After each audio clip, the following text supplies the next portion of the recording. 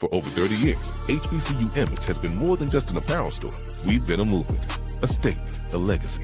We celebrate the pride, the purpose, and the culture that make historically Black colleges and universities legendary. Whether you're a student or a lifelong supporter, our gear lets you wear your HBCU story with confidence and style. Because when you wear HBCU Image, you're not just wearing clothes. You're wearing culture. You're wearing pride. You're wearing purpose. HBCU Image, a Kenny T's company. From cancer care to accidental injuries to cardiac care, we all know that there are times that you can't control what happens in your life. But with Globe Life Family Heritage, you can be prepared to weather the storm when it comes. Call Dr. Beverly Eagle Rogers at 877-300-8269 or visit the website at globelifefamilyheritage.com. With over 25 years of serving communities, Dr. Beverly Eagles Rogers is here to help you and your family through difficult times. Dr. Beverly takes pride in Globe Life being one of the few companies that returns 100% of premiums to clients that stay healthy. So for more information, call Dr. Beverly Eagle Rogers at 877-300-8269 or visit the website at globelifefamilyheritage.com. Are you hungry for authentic Caribbean food like jerk chicken, oxtail, red snapper, shrimp, tofu, and rasta pasta? Well, find your way over to Mango's Caribbean Restaurant, 180 Auburn Avenue, right next to Royal Peacock in downtown Atlanta. Them belly full, but we hungry. Mango's Caribbean Restaurant, open daily from 11 a.m. to 10 p.m. And on Friday and Saturday, we're open till 4 a.m. Come to Mango's and put some spice in your life. So we've got a good thing going. Mango's Caribbean Restaurant, 180 Auburn Avenue, right next to Royal Peacock in downtown Atlanta. For more info or directions, call 404-698-3992 or log on to mangoscaribbeanrestaurant.com. For instant coupons, text MANGOS to 313131. Tell your mama hungry, papa hungry, brother hungry. Mango's Caribbean Restaurant, authentic Caribbean cuisine. Open up the door, tell your mama hungry. You're looking for the latest information on Southern University sports, the Southwestern Athletic Conference, and HBCU athletics. There's only one place to go. Tune in to the Carlos Brown Show, exclusively on the Black College Sports Network. I love Atlanta, a city in the forest. Hi, I'm Jeff Cleveland, seasoned loan officer in the Atlanta market. And whether you're buying a new home, refinancing to do debt consolidation, home improvements, or just to lower your payment, give me a call.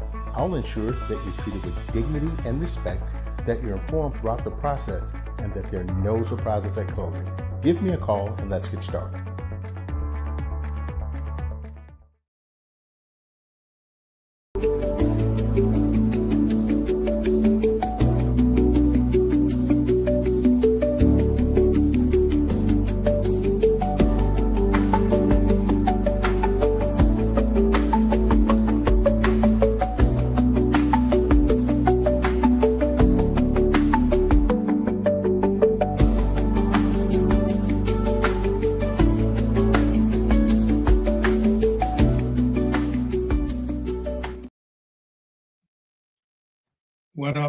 What up? It's the 22nd of April, 2026. And for some reason, Mark is upside down. So I ain't even gonna ask what's going on with that because I'm sober and I'm trying to, I said I was gonna be good this show, but I want y'all to know if the show go left today, y'all, it's Mark's fault because he was upside down and spinning around. I'm gonna let Mo ask him what happened. And, this is why the show is called Random Thoughts. I had a whole thing in my head until I just seen what y'all didn't see. So I want y'all to know, any foolishness and fuckery go on, blame Mark. I see Roy here, so I'm a little nervous. I don't know if I'm in trouble or if he's going to join us today. Hopefully he's going to join us because I know he got something to say as the resident. I forgot. One of us is a Sith and one of us is something, I don't know. I'm a Star Trek guy. So, but anyway, how the hell are y'all?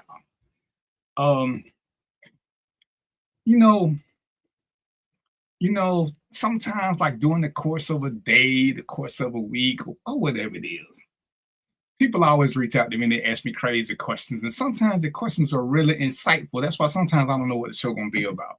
So I'm glad I got the fellas here. I wish I had some women, but I'm gonna have a show just for them. I just want to. I'm cool with the fellas. I think Sharonda's still running from ICE, so I don't know if she's gonna show up today or not.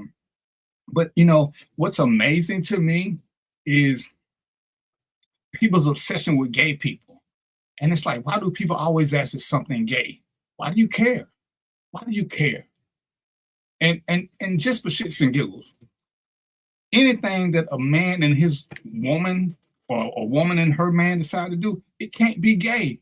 The variness of gay is doing something with the same sex. So the minute you bring somebody else in, it's not. It may not be your kink, it may not be your style, but it's no longer gay. It's no longer gay, people. And I ain't gonna turn this into an X-rated show, even though Mark tried to get me there. I don't care what it is. There are very few things, if we're going to look at the big, broad, honest picture, except for the carnal thing. Anything a man and a woman can do except for the carnal thing, two of the people of the same sex can do. So if y'all going to keep having these dumb questions, is oral sex gay? Oh, anybody can do it. Is this gay? Is hand-holding gay? It's not sexist. Why do y'all concern yourselves so much with what's gay? It's either for you or it ain't. And if it ain't, have a frosted mug and shut the fuck up and keep pressing. And if it is, try it and have another glass of a frosted mug and shut the fuck up. But why are y'all so concerned what other people do if it don't involve you? You didn't get invited to the party. So if two people want to have sex in the elevator, is that gay? Is it risky? It's what two people decided they want to do. They get locked up for it, they get locked up for it. If they don't get locked up for it, they don't get locked up for it. But why do you care? Why do you care how people have fun or live their life if it don't affect you? It don't involve minor kids. And it's like it's just a crazy obsession. There are lots of things that I ain't doing. But what does that mean? Does it mean I ain't risky? Does it mean that? And of course I'm not, because despite my thingy back here, I got a halo, so it's a lot of stuff I don't do, but I stayed at a Holiday Inn Express. I know a lot of shit go on. Ain't my job to judge. And guess what? It ain't your job to judge. And the crazy thing is that most of the people who judge, if you ask them, they're Christians. I read enough of the Bible to be dangerous. And there's a little thing in there that says, judge not, lest ye be judged. So who are you to tell people that they're going to hell, that somebody don't like what they're doing? Who? Can I see your memo where you got appointed, angelic status, where whoever it is you believe in sent you a little memo or friend request telling you could go around telling people what they was doing wrong because now you're the de facto judge? I just want to know. So, that's what I'm gonna start with. So we're gonna have a pretty decent show today because I got some questions for the fellas. Roy took off on me, but we're gonna have some fun. We're gonna do education. We're gonna make Mark explain why he was spinning around like some exorcist shit going on. I'm gonna let Mo ask no questions though, because I'm trying to behave.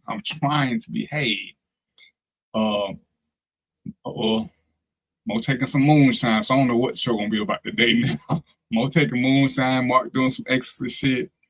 I came here with the intent to be good. Is that clock got a different time? Oh no, I still say wrong 32. So let me. What you looking back at it for? Like you ain't seen the clock before now. Let me bring Mo on first. So hopefully he can bring us. I doubt that he been drinking moonshine before he even hit the stage. So, my brother, what's good? What's happening, man? Hey, man, damn, boy, you on the red side today.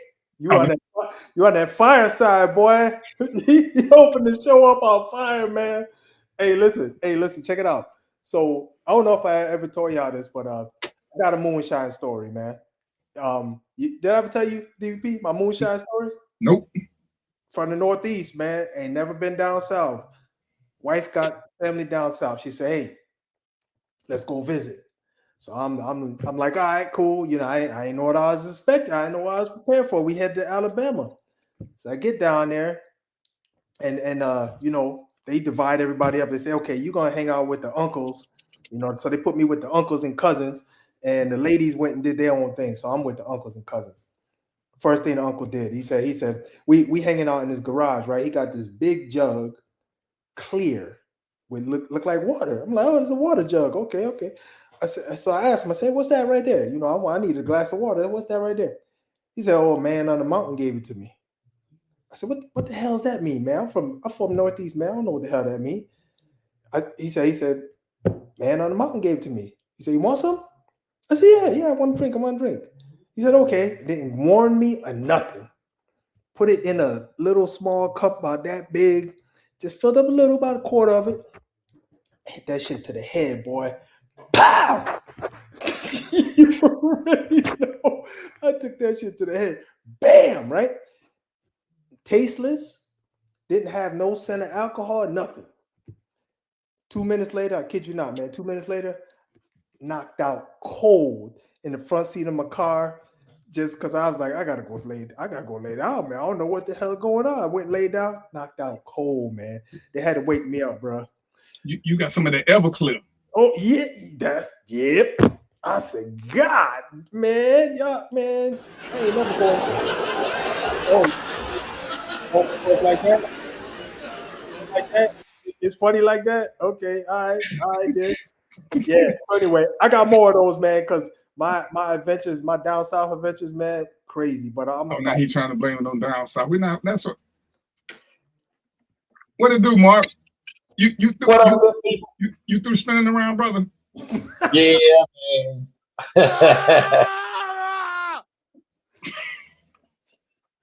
Yeah. What's going on with you? I said you chose violence today.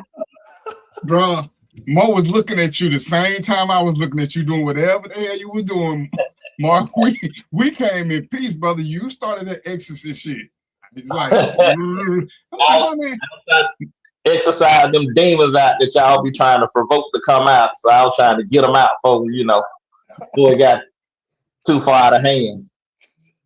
We're going to act like we believe. We know what we saw, though. Your ass was upside down, spinning around. You come in and you want to jump on people for asking you gay questions. I ain't asked nobody nothing. I'm just trying to figure out what's everybody's obsession with whether other people are gay. Why do you care if they're gay or not? We got the same thought process. If it's opposite sex, it ain't gay. Period. It's just a level of freakiness that I choose not to reach. Right. It's some things I ain't doing, but and that's okay.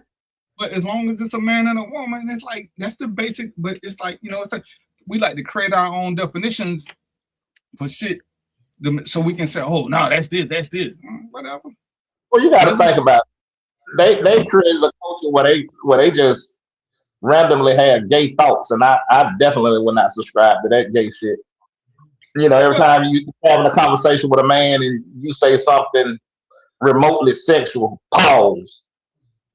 Why the fuck did you have a gay thought? We're just having conversation. Why? I need to ask you why you keep having gay thoughts, because every time you say something, you got to pause. No diddy. When I said I never took it as gay, so if you having them gay thoughts, we need to have a conversation. No, we don't need to have no conversation. We need to part company. We need to part company. We need to have a conversation. That's what I don't understand it now. Like I say, you just having a random conversation and you like, damn, shit. Did you slide it in? Pause. What the fuck you talking about, boy? I'm talking about some other shit, and you only think about some gay shit. Get your ass away from me. Is it gay if two men walk down the street side by side? I worked at a club and two men came in and ordered the little bit of bottles of wine, right? Some sort of hoe. They ordered that. I'm like, that's suspicious as hell, but it ain't my business. Two men should never be sitting at a table with two little bitty bottles of wine. Hey, somebody need a glass, somebody need a plastic cup or something. It's suspicious.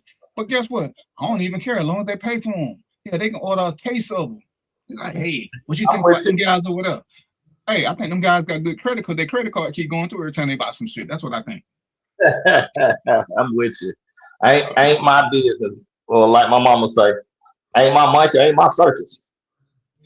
So shit. So let's go on and get to the good stuff. Let's go on and get into the good stuff. So y'all know there's a war going on that ain't a war, which I ain't never understood. Because in my world, and I don't think Mo and Mark have been in the military. So I was in the military. So I'm gonna speak from my military background. If you're, you was in the military, Mo? Same thing you was in. Oh, my bad. Oh, so yeah. So if we're bombing another country, don't that mean we at war with them? If we bombing like continuously for, at least that's what it was in the 80s. Listen, you know how so this is I think last year started the year of co-opting new words, because a boycott's not a boycott and war is not war. All right, so just accept it, DDP. Just accept it, man. And I'm just like, so we having a war with somebody that we ain't warring with, but we spending a shitload of money to argue with weapons that we running out of for a war that, according to somebody famous and who's supposed to be a leader, we won, and they begging for forgiveness and they ready to settle. But two of his friends called him and said, hey man, we winning too much, we got to lose sometimes. So that's why we decided to negotiate with them, because two of his friends said, hey man, we got to stop winning all the time. And when I was at one of my jobs today, me and one of my clients was talking about it, and he looked at me. I said, don't look at me, because I'm not gonna give you no money back. I ain't gonna never say you paying me too much, so you can forget that shit. I ain't no animal. Oh man, you pay me way too much money, let me give you some of this money back. Never will be said out of this mouth. Never ever in the history of what the fuck is. I'm not gonna say, hey, I'm making too much money, let me give you some back. So we was talking, it's like, it's crazy how we can see what we see. And these people, we don't see what we see. And we can see it real time. So we know it ain't AI. We can see it real time. It don't matter what channel you watch. Whether you watch Fox, whether you watch CNN, whether you watch MSNBC, whether you watch BBC, it's showing the same thing. So January 6th, it wasn't what we thought. It wasn't what we saw it was. It was something. It was a tea party that went wrong. The bombing ain't what we think it was. They actually just playing, what's the little game we used to play? Battleship? They playing Battleship, electronic version. It just looked like a real war to us. The soldiers that died, they didn't really die. Donald Trump got shot by a high-powered rifle that didn't tell nothing. And we know what them rifles do. They ain't gotta hit you. All you do is get close. You don't just get no little flesh wound when you get hit with them military grade rounds. You get flesh wound. That's just what I know. But they want to. We went past the moon and waved at it and came on back though. But we ain't at war with the moon, so that one don't count. We just shot past it, took some old ass pictures, and came on back. Right. We need to make sure it was still there. See, because the one that y'all kept seeing at night, that was AI. That was some shit that Elon Musk did to confuse us. See, that's why we got global warming, because the moon ain't cooling off the earth at night, because what we saw was an optical illusion. So we sent some people up there to check to make sure that he wasn't, because Elon Musk would have fucked around and fired the moon too if he'd have had his way. So we had to just go check right quick. We're gonna go back in 10, 15 years, but right, that's all that was. So, we talking about this and gas prices going up, and people learning that oil is like air. Without oil, a lot of shit come to a halt, because the little shit that we need, that need energy to be made, the oil helps supply some of the energy. So, we thinking gas, but everything is going up because they can't make certain shit because they don't have the energy to make it. They're getting low. You see what now they talking about, they're going to start canceling flights because ain't enough jet fuel to go around to the end of the month. That's some scary shit. So I tasked Mo, and I'm going to apologize if he ain't got all the info, because I hit him at the last minute when I was talking to somebody and I thought about it. Because, we always talking about stocks and investing. And, it's coming to light that every time Trump do one of these de facto press conferences, somebody always invest in the right product right before. Some anonymous people are making millions and billions of dollars just like that, for making an investment right before he say something. So I was like, well, damn, ain't that some shit? Yeah. So I said, let me reach out to Mo. Like I said, I'm gonna apologize because I hit him at the last minute. So everything may not be up to speed, but he gonna give it the best he can what he got. Because how does that affect investing now with the war that's going on? Because you if you just like me and I'm in it for the 10, 15 year run, I don't look at mine every day because I don't want to be pissed.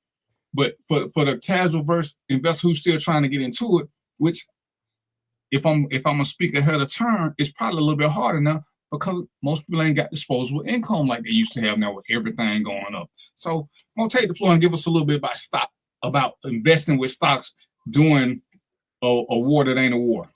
Yeah, so I just got some data points. So I'm gonna just hit y'all with this stuff right here. So one thing you should know is anytime there's a war, it typically triggers short-term stock market volatility. So what's going to happen is some stocks are going to go up, some stocks are going to go down, but they are going to move. So, like for an example, I'm going to get to more of them, but for an example, DVP was talking about gas, right? Y'all know gas price is going to go up, right? What you think is going to happen with the value of the stock? If the gas price go up, the stock price is going to go up. Ain't nobody buying that. Ain't nobody buying no gas stocks during that time. So, and then the overall market though, usually drops about 4% based on data since 1939. All right. But it rarely causes lasting damage to the global market. So, for example, as long as the war is going, the stock market might be at a certain level. Then, as soon as the war is over or about to come to an end, they'll start reducing, the prices will start reducing, and everything will start going back to normal.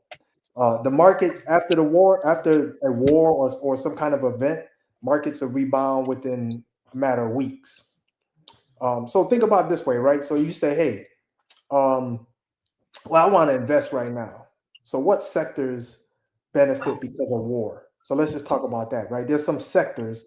The whole world is broken down into sectors. Like there's a housing sector, technology sector, etc. There's all sectors, right?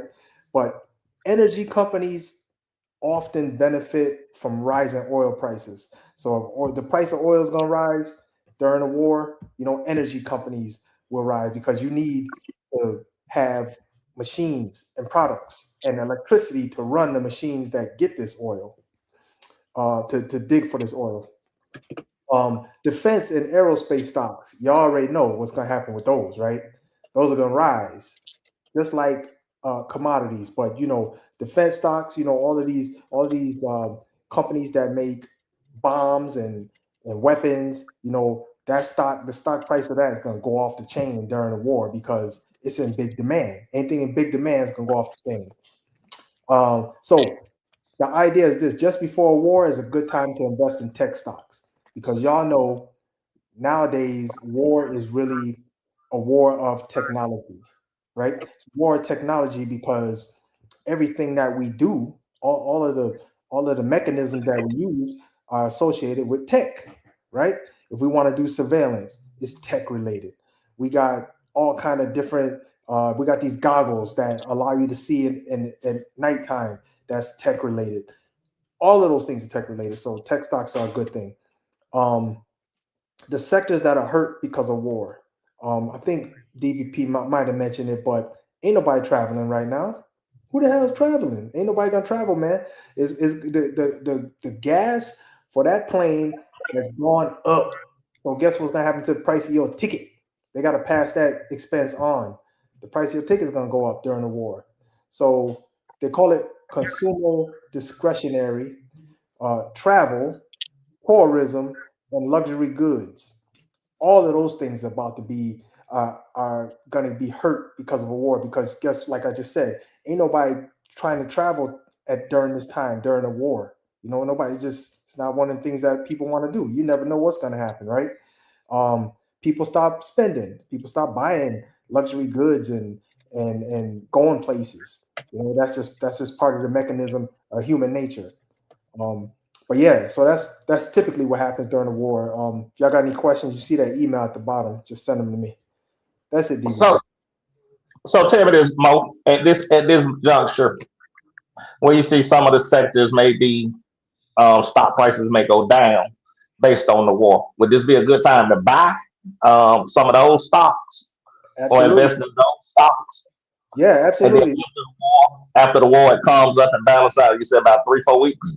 Yeah, so that's a strategy, Mark. That's one of the strategies that we use. So, for example, I had you remember when they had the wildfires in California, right? So Yes. one of the things happened, all them homes burned down, man. So one of the strategies that I thought of, and anybody can think of it, it ain't like I'm some brilliant scientist or something, but one of the strategies I thought of is, guess what sector is going to get impacted because all those homes burnt down? There's a few, but the one I thought of was Home Depot and Lowe's, because they need a lot of damn wood to rebuild these homes, right? Or whoever supplies wood for homes, that market is going to go up. And so you invest in that, and when the people buy those materials to rebuild those homes, you make money. That's just the way it works. The profits pass on to the stockholder. Okay. Yep. The trick is being part of the elite who can afford to do that, because everybody else scrambling to make money. So having the disposable income ain't for everybody now. Even though it seems like people are still trying to get away and travel and do things, but and they're saying this is the worst time for this to happen, because here come the summer and as prices go up, more people gonna have to stay home. You looking at, I was watching, I was reading some stuff about the airports, and outside of Delta, a lot of places are canceling flights if they're not full, or they combine the flights. So even the places where you pay for premium seating or better seats, they still charging you. But when they cancel flight A and flight B to combine them, your seat thing don't matter. They might not even sit you next to your partner.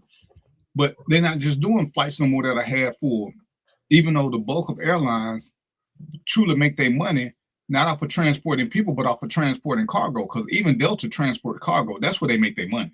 It ain't gonna never be from us. It's when people pay for stuff to be shipped. But like I said, a lot of them cutting back on flights now, but just because they can't just do what they were doing, because they ain't making it. And it's crazy, because when we look at it, every year that we done had a gas problem, what happened at the end of the year?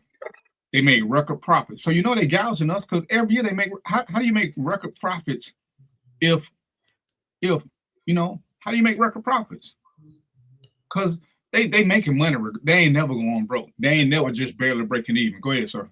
Oh, no, I was going to answer your question, DVP. So the thing is this: some people don't have a choice but to travel during war, right? So when they raise the prices of this gas, they're still getting their money. It ain't like they ain't gonna get no money. They getting their money, but it's just gonna come out of the pockets of the people who really have to pay for it. So like people, maybe let's say I can stay home, right? I say, hey, I'm staying home. But then you got these truckers that go across country. Guess what? The gas prices just went up ridiculously, and they have to deliver the cargo, so they got to pay for it. You know what I'm saying? So that's gonna happen. It's just a matter of whose pocket is coming out of. But I say the system gonna get its money. That's it. System gonna get its money, and all of us gonna be paying for the war. Everybody on this, everybody, that we're talking to, and us, we pay for the war. And that's the unintended consequences. When it costs more to get these truckers to do it, the goods and service, Walmart gonna go up. Everybody's prices are gonna go up. Yep. Everybody's price, because just to get it delivered now gonna cost more. Everybody got to be a little bit more. Everybody got to do a whole lot more better planning, and it affects us in the long run. Like I say, it's crazy when you look at it. When your president declared war on China, which was funny to me, and did the tariffs, and we had talked about this. I don't know if we did on this show, but most of the stuff from our phones come from China. So how you gonna charge a tariff on them when they got more stuff that we need? It's crazy. The bulk of the wood that we get comes from China. See, I never knew that. It ain't homegrown. The steel that he using to build that little bullshit thing at the White House, that's not American. So all his stuff about make America great again, you know, he done bankrupted a shitload of farmers. So, you know, when we talking about what to invest, it's even hard to know really what to invest in because we got to figure out where the true source is.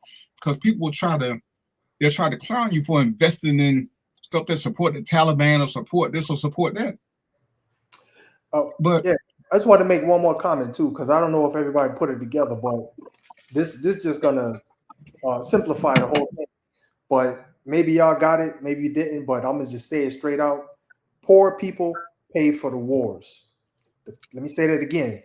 The poor people pay for the wars. The rich people don't pay for wars. Us poor folks, don't pay for the war. Just let you know. You see, the first thing they start cutting out is anything that benefits the poor. You know, the taxes for the poor go up, the taxes for the rich go down. And, you know, that's just crazy, but we'll act like we don't see it, even though they don't have no shame about saying it. What is it? $2 billion a month for this war? That was only, I'm sorry, $2 billion for this conflict that was only supposed to last a couple of days because they can't do shit. But they started terrorizing shit out of us. $2 billion. And, you know, it's crazy how people, I remember when some of us were fussing about how much it was costing to support Ukraine, which we kind of need. But look at what we're doing now. And all we did was, every war he started, the same outcome. He made China stronger. He made Iran stronger. They weren't doing this stuff with the bad Obama deal.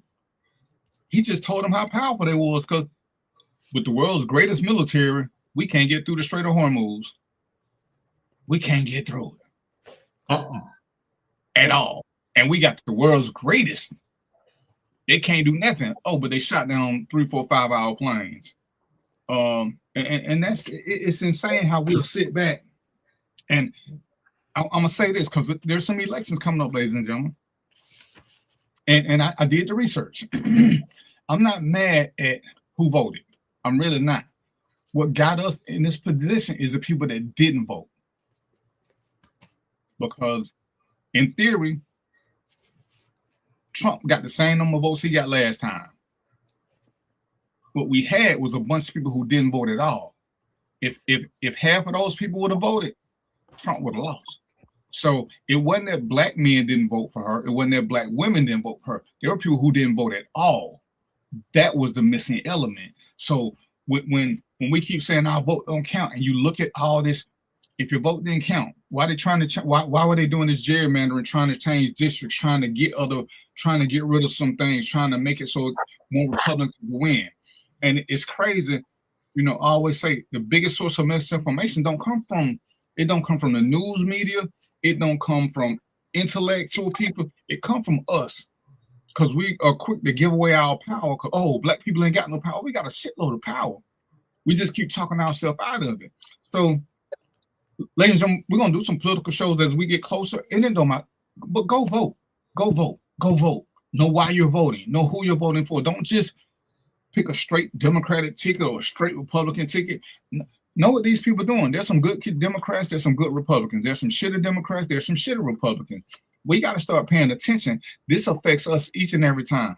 When we sit back and look at people who won't do right, the people who are sitting back letting, and we'll just use the president, they let him declare wars, they let him rewrite the Constitution, they let him do his thing. And I hate to make the comparison, but again, they went crazy because Obama wore a tan suit. They wanted to impeach him for that. I mean, it was like, oh, he got on the tan suit. What the hell? This dude done started wars. He's freed people who attack police. He's freed people who attack the White House. He's freed one of the biggest drug traffickers in history while he claiming he hate drug dealers. Remember the meme that used to go around with Joe Biden touching some little girl and everybody was talking about how bad it was, but now we got him tied into a sex thing. Now nobody want to talk about it. Remember, I mean, and it's crazy. If you pull up some of his videos, well, oh, Obama can't make a deal with Iran because he's too stupid. He's too stupid. or he ain't gonna go to war. But then what you did, and now we losing all this other stuff. We got to start paying attention, and we got to quit letting people tell us what we should and shouldn't do. Get out and vote. You ain't got shit else to do. You got time to watch these crazy ass reality shows or this or this. Get out and vote. Well, we want this, but you won't vote, so anybody gonna give you shit because you won't make your voice heard. My vote don't count. Well, shut the fuck up. If you think your vote don't count, don't say nothing about nothing. Just sit back, keep taking it up the ass. That's gay, and get the hell on. Hey, I want to mention also. I want to add to what DVP said. You sparked a thought, DVP, when you said got money for war but can't feed the poor. First of all, that's a Tupac quote. Right. Second one is when you think about that, think about this, because we got money for war, but we got homeless people on the street. We got people who can't afford their medical expenses and pay for prescription drugs, right? In the homeland. But somehow, when the damn war comes up, we got all this money that we could throw at, aerospace and military, etc. So this is why, just my own personal position, this is why I didn't have no problem when Luigi Mangione got busy, came out here and took care of business. Yeah, Mark, you know what I'm talking about. Yeah. That United Healthcare CEO, he got here and got busy because this is all tied up into what I'm talking about. How the hell is it that you got people living on the street, but you can come up with money you could just snap your fingers and come up with all kind of expendable cash to prepare for a war that you probably instigated and is not even really necessary. And I'm gonna leave it there. Well, and before we change subject, I want y'all, Cash Patel, the director of the FBI, his girlfriend got a security team. She got a whole security detail. When do girlfriends get security details? Damn, Jesus. Wow. That's true. And this is, but again, like Mo was saying, they tell you we ain't got money for this, we ain't got money for that.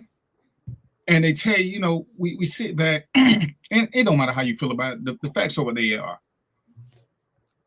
We ain't had a measles outbreak in damn near 56, let's see, I'm 60, so close to 100 years. Except now we have them because you got a guy who's saying don't get your kids vaccinated. Yeah. And this shit is crazy. But they telling you, oh, vaccinations do this. You know what? There's nothing that's ever been 100%. Yes, people have died from taking vaccinations, but have more people died or lived from taking vaccinations? Everybody still got their whole thing about the jab. Don't know about, everybody I know who got the jab, they suffering some kind of problem. Well, I ain't suffering no problem. So who's your everybody? Two people. I know people who caught COVID. They didn't take it. As soon as they got over it, you know what the first thing they did was they went and got that shot. So if you ain't had COVID, but you don't understand how things work, well, we don't know what's in it. We didn't know what was in MMR. You don't know what's in the Big Mac. You don't know what's in shit. So what you're saying means absolutely nothing. You don't know what's in. What the hell is in this Gatorade? I want y'all to look yourself in the mirror and tell me whatever you take in your body, you know what's in it before you do it. You don't. So all of us, but all the crazy shit about, they got vaccines, they trying to kill us. And I told them before, if they wanted to kill, they would have put in that damn Popeyes chicken sandwiches y'all was fighting to get, because y'all didn't know what was in that. Then that way they can target. Because guess what? Most white people don't eat Popeyes. So if they want to get rid of us, there are easier ways to do it. So quit saying you don't know what's in this. Oh, they did it too quick. Well, damn. 30 years ago, this right here wouldn't have been happening. We couldn't have got together this quick. Y'all do know technology make shit a whole lot quicker. It makes shit a whole lot quicker.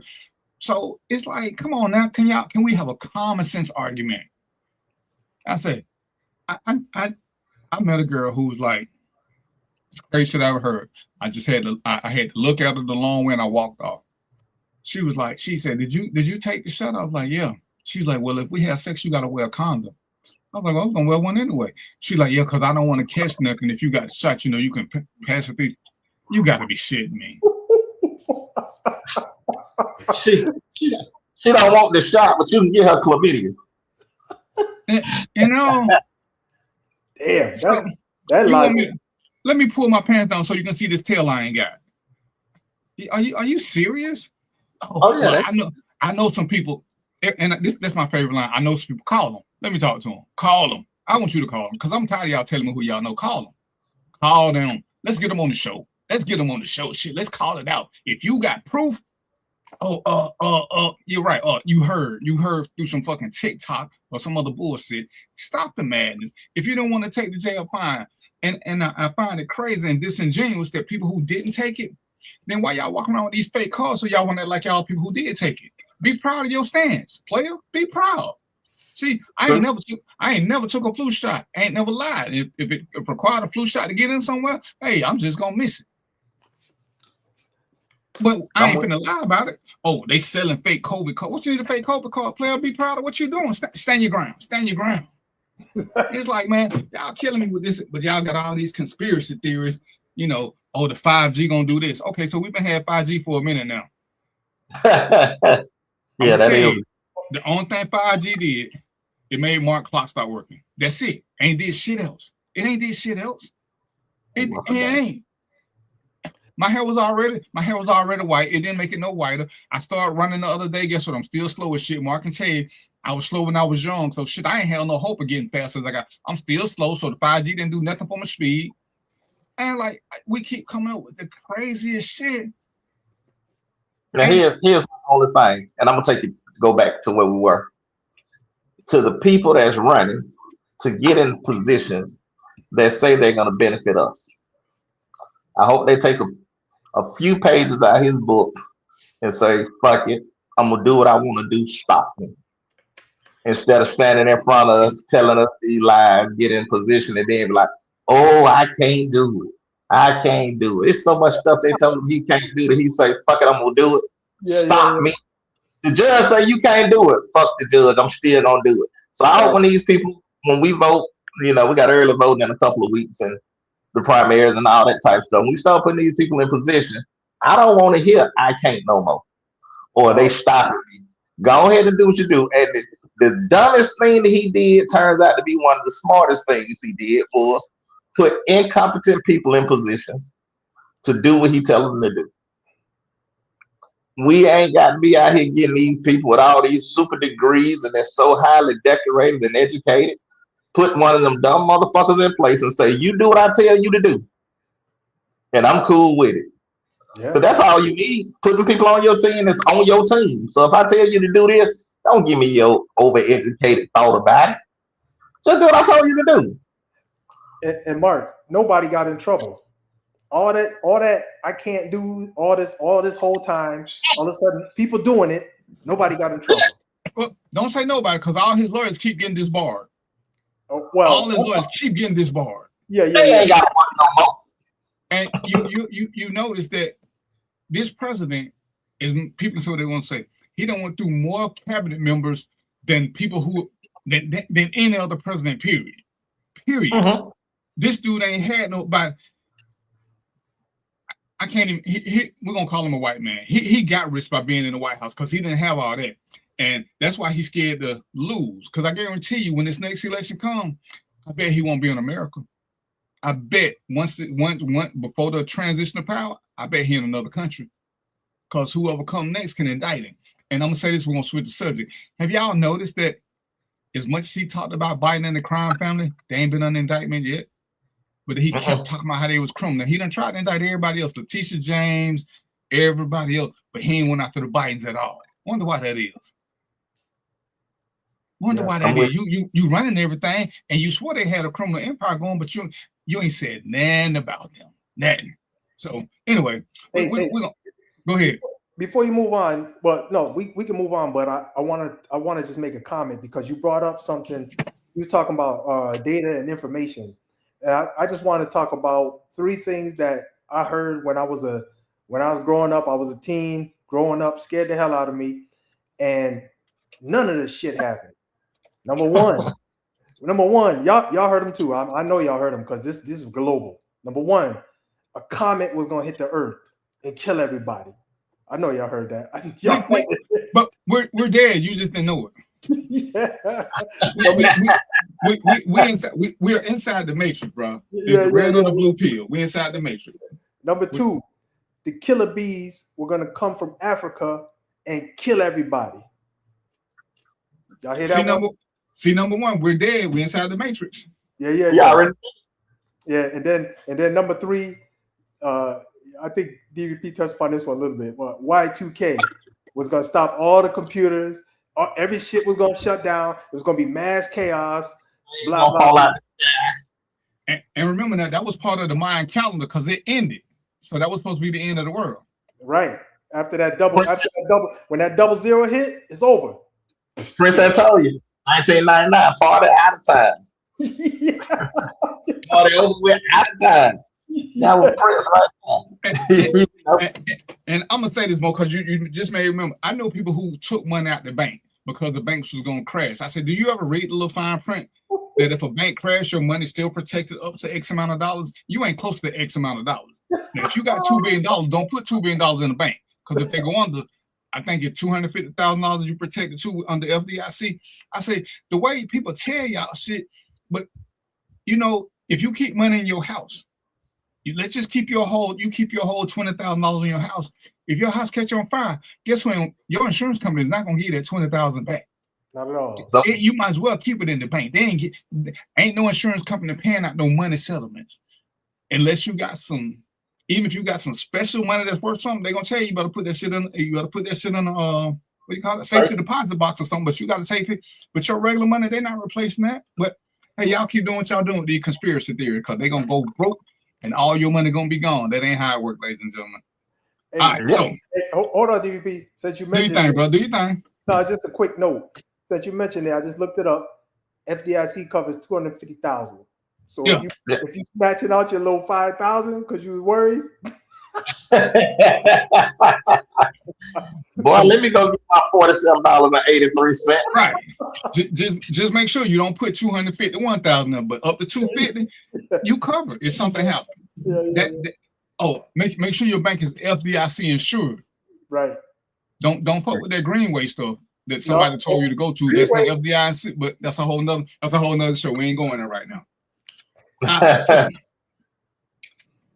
I got a phone call 3 days ago, and a lady wanted to grill me about honesty. Why can't men be honest? Why can't this? I was like, we're taught from birth to lie. No, I teach my kids to be honest. Honesty is the only way to go. I want the truth. I said, so for real. I say, you got kids? She's like, yeah. I say, remember the first time your kids got that crappy present from grandma? They didn't know what the hell it was. You told them to say thank you. It was the thought that count. But your kids didn't like their gift. I said, so you taught them to lie because they didn't like the gift. They didn't want to say thank you. I said, so in my world, if I'm being honest, we lie to two people on a regular basis. And what you mean? We lie to people that we love because we really don't want to hurt their feelings, and we lie to people we scared of.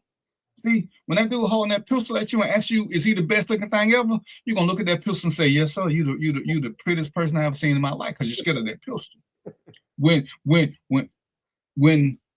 Mark, you got kids? Yeah. Did you get one of them ugly ass tires for Father's Day? Yeah, thank you. Oh, I love it. Then we lie. Did we or did we not lie? Like hell. It wasn't no stretching of the truth. It was out and out lie. And then we looked at the mom and said, you let him buy this shit for real? I'm not talking to your ass. So we teach lying. And I was trying to tell her that, hey, all lives are not created equal, no matter what we want to say about them. We will lie to people that we don't want to hurt. And more importantly, nobody will ever tell you the truth, ever, never, if they are going to get punished for it, unless they want to be punished. If you want your kids to be honest with you, you can never, ever punish them for telling you the truth. If you want your man to be honest to you, you can never, ever punish him for telling the truth. People don't want to be punished. And if my punishment for doing, if doing the right thing is going to get me punished, guess what I'm going to do? You're lying. I'm going to not do it. See, for those of us who are bad, I'm pointing to my co-host. When we did something that we ain't had no business doing, like, taking the screen off the window and sneaking out the house at night, why do we do that? Or sneak back in? Because, see, we knew that was a curfew. And we knew if mom and them said be home by 9:30, and we looked up, it was 10 o'clock. Oh, we climbing through that screen that we done already loosened up. We gonna sneak in the room. And it's how long I've been here since 8:30, 9 o'clock. We gonna lie, because we knew if we came through the front door and she said, baby, it's 9:30, you supposed to be home at 9 o'clock. You could say something. You could tell the total truth. Mama lost track of time. Your ass was grass and she was the lawnmower man. So you learn to lie. It's what we do. Because nobody is going to tell the truth to be punished. We train that. So who wants to be punished for being honest? Only a narcissist is going to go through that. Go ahead. But one thing you touched on is parents do teach their kids to lie. Yeah. Because when they're kids, the first thing they do is start lying. Santa Claus, Easter Bunny, Tooth Fairy. Right then, you teach your kids to lie. Oh yeah, you lied to them. It's just a little white lie. It's a lie. It's a lie. And so one of the things, we just got to remember, a lie means is not the full truth. It's not the truth, right? And so, I had to deal with this.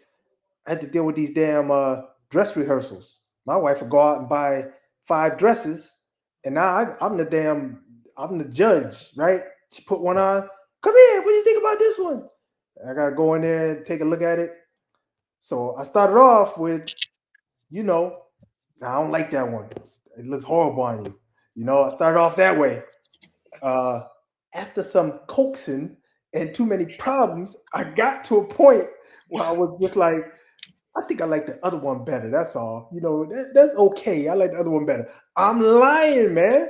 And that's what it is. But yeah. And it's because we were taught that. And it's like, how do we sit here now all of a sudden act like we this and we this? And I say, don't get me wrong. There's a difference between being honest and because when people say, oh, I'd rather you hurt me with the truth. Well, one, the truth never hurts.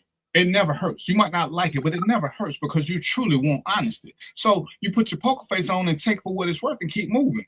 Now, for those people who like to keep it 100, see, soon as I hear that statement, I know you're finna say something disrespectful. Because see, like Mo said, his wife can come in and say, hey, do you like this dress? He got 2 choices. He can say yes or no.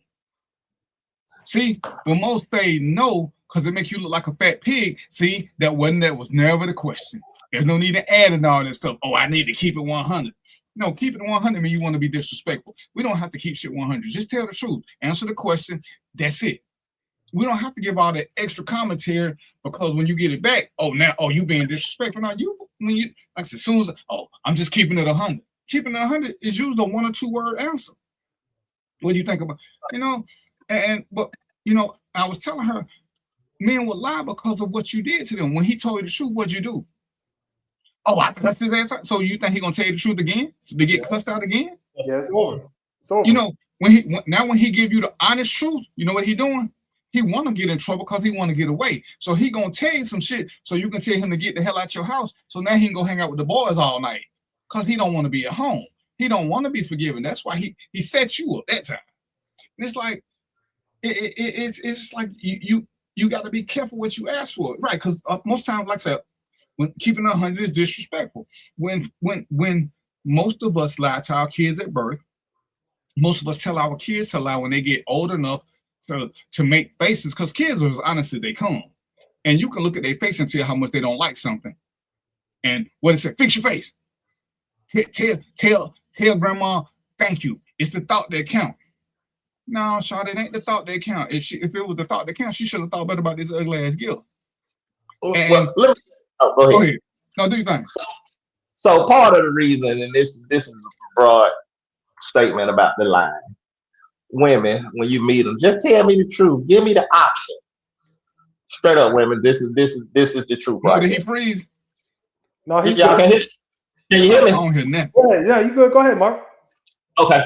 So if men meet you and you say, well, give me the option, just tell me the truth. Tell me what you want. If a man truly just wants to have sex, he's not going to tell you anything that's going to abort the mission from the start. He's going to see his mission through. So no, he's not gonna say, I just want to have sex. He's gonna go through the motions to get what he needs. Nobody's gonna abort their mission before you start.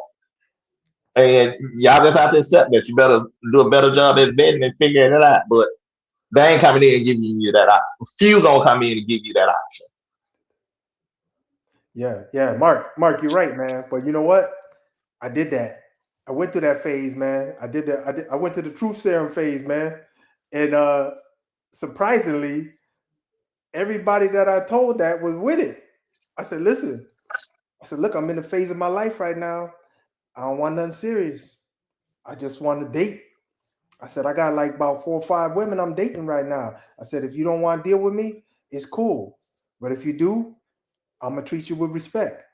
You know, but I'm gonna do my thing. And they was with it. Every single one that I was straight up with. I ain't lying, nothing. I was just like, look, I'm just gonna be straight up. I ain't got time to be running around, playing no games, ducking in corners. You know, I just had time to do it.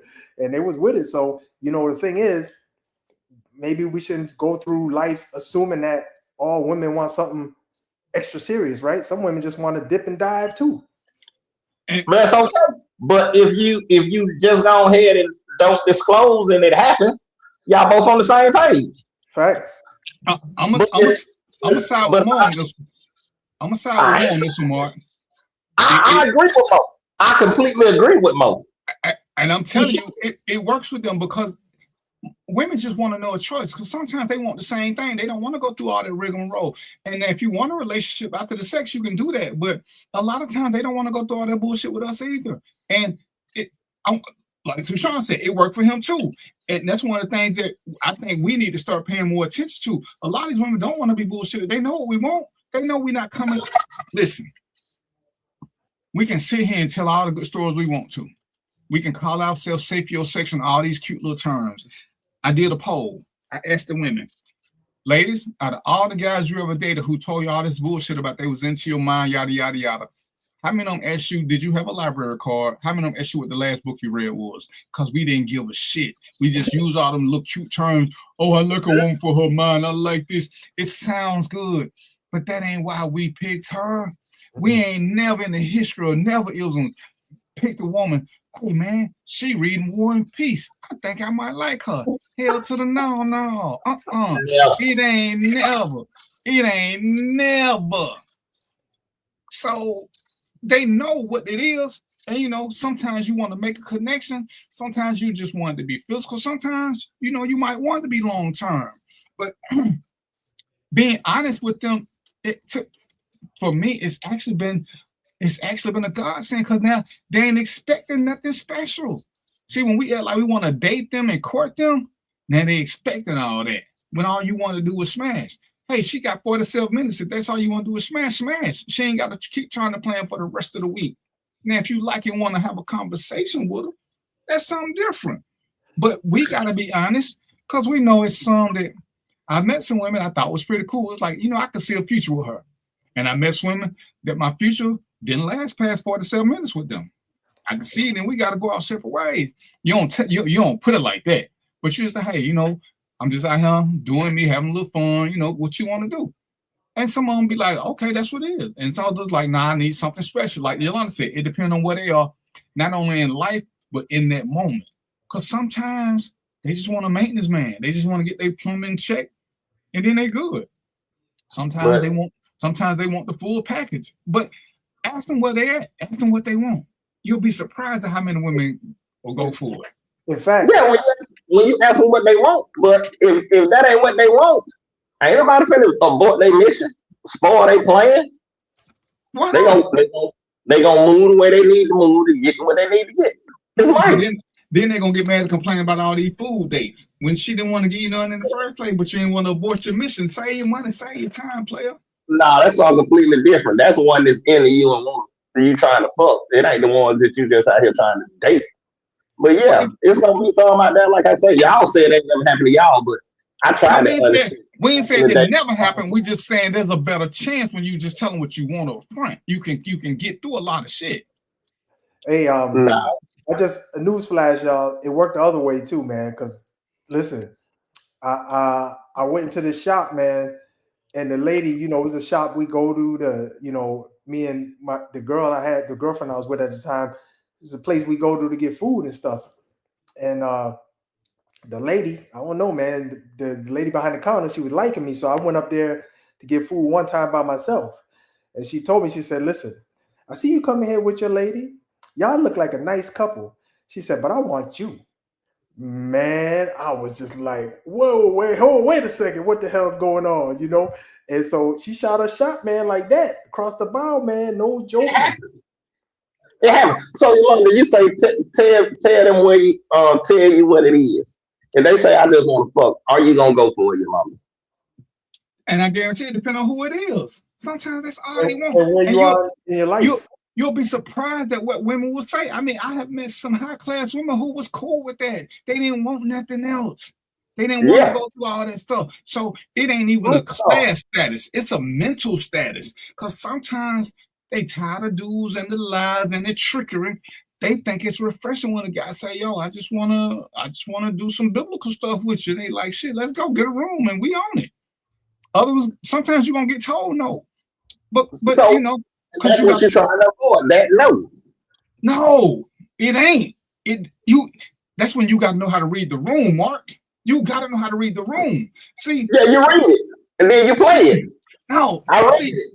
Mark, you ain't going for it. See, I'm gonna make them go for it. When the girl looking at you the wrong way too long, you know what it is. She ain't sizing you up for boyfriend status. She sizing you up for nudity status. So it's up to you to play your part, because we done had them looks. We like, damn, she looking at me like I'm a piece of meat.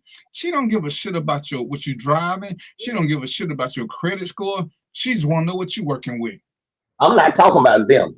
I'm talking about the ones sizing you up for a relationship. Then don't go for them if you just want sex, Mark. Go for the ones who don't want a relationship. That's what we saying. If you want a relationship, don't mean she shouldn't get sex. But if all you want to do is hit it, you don't want a relationship. So why waste time? You go hit something and then come back and do the relationship with her, Mark. Or tell her why you want to. You can only do what you need. If that's your mission, is to fuck that one, and she want a relationship, do what you got to do to get it. Hey, I agree. I believe the honesty part should be done, but you got to be honest. Who's finna abort their mission? My mission is to fuck her. I got to be in a relationship with her, so let me do what I got to do to get it. It is what it is. I ain't saying that it's right, but these women can't expect men to abort their mission because they want more. And the man may feel that if he go ahead and say, I just want to fuck her, she be like, nah, I'm looking for more in my life. Then suffer the consequences. I'm sorry. Look, man, you gotta put them in. And I think women do it too. You put the people you messing with in categories, right? You know, you got some that you date, you got some that you maybe go to brunch with, and you got some that you just want to bust their head on the back of the headboard. That's it. You know what I mean? It's 3 categories, man. You know, whichever bucket. Because look, women are grown. Like I think, you know, Yolanda was saying, she said, I'm grown. She do what she want to do. You know what I'm saying? So when you meet a woman like that, y'all know what it is. It's just, look, we gonna make each other feel good and go about our day. And every now and then, if you hit me up and you catch me at the right moment, I'm there, and vice versa. And that's cool. That works for both people. It does. That will work for both people. But if the man if the man recognizes that you're not gonna go for that, he's not gonna abort his mission. Why he ain't? He gonna keep wasting time? It ain't wasting time. If she don't want what you want, it's a waste of time. Because now you gotta sit there and you gotta be somebody that you don't want to be. Just to get just to get this. Hey, it happens. It happens. we can't sit here and act like this shit don't happen. Every man ain't running out here. Hey, I just want to fuck. And every woman ain't. Oh, okay, come on. You gonna get them. They're gonna give you a resistance. So Mark, before you get that resistance, let's go on and play this game. Mark, you ain't met a woman. You like, you know what? I wouldn't mind getting to know her and having in my life on a regular basis. Yes. So every man ain't just trying to fuck everybody. Sometimes you actually do see something in somebody that you want around. See, we know that, but what I'm saying is, most women be like, give me the option. You ain't gonna get it. Don't expect it. Most men ain't gonna give you that option. You have these two upstanding with Sean.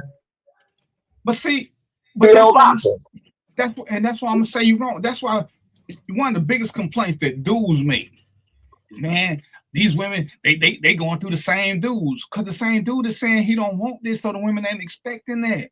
See, they get mad at the dude who trying to set them up for something just to get what he want when he could have just said it up front and everybody could have just had a good time. But when they catch you playing the game, then they got an attitude, which is why they like certain dudes. Oh, y'all like bad boys. The bad boys tend to be a little bit more honest. They ain't trying to sway nobody. They ain't trying to set them up with 5-star restaurants and all these great trips. And they ain't going on no trips. Hey, we gonna do the Bengay bend over, or that's it. And a lot of women are cool with that. The young ones cool with it. The old established ones cool with it. It's the ones in the middle who want to be loved who generally don't want to do it. But once they done got over the love fantasy, a lot of women bite to the apple. They know when they got something worth keeping. And the crazy thing is, I can say this: the bulk of all my long-term relationships started off with sex on the first date, and we just continued from there. But a lot of it was organic because I was in both spheres. It's like if it happened, it don't. I'm gonna enjoy this for what it is. Because sometimes, except for you, Mark, sometimes you realize when you dating somebody, this ain't what I want. Like the chick I told you who was talking about the shot. She was somebody who could have been long term until she started talking. Then after she started talking, I didn't want shit from her. So going against what you said, Mark, I aborted the mission. I don't want sex. I don't want a relationship because she did what we do. She talked herself out of some. And men are notorious.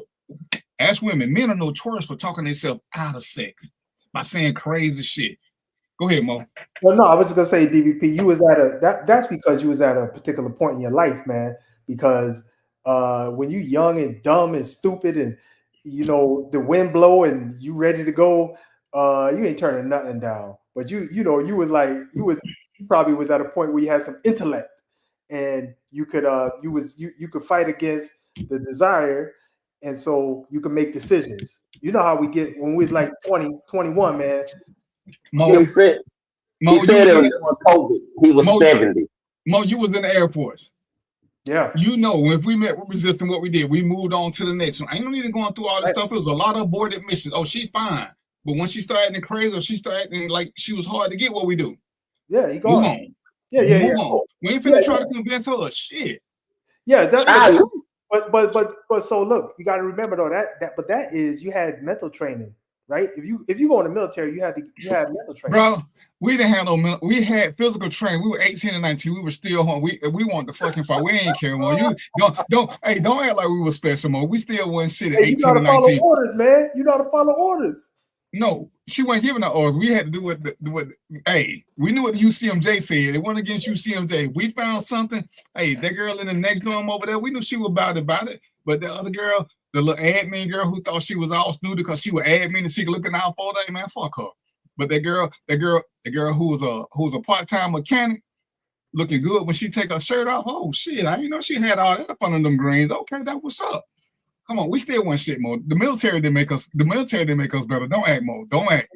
We still want shit. At 18 and 19 and 20, we still won shit. We won.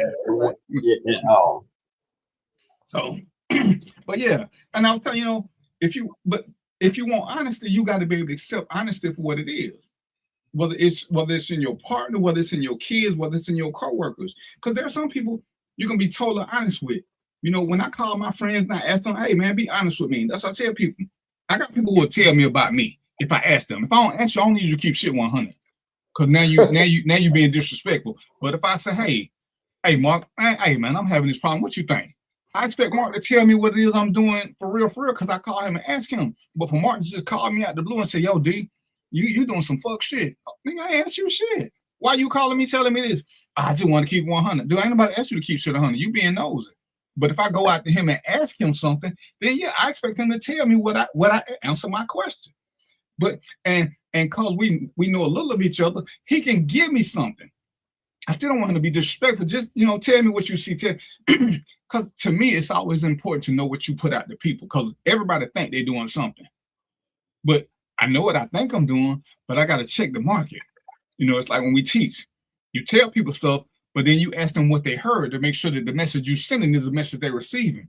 We think we putting out an image. We got to check, hey, what are you seeing me? Why you think this is? Why you think that is? And then you'll be amazed at what you actually put out, what people see.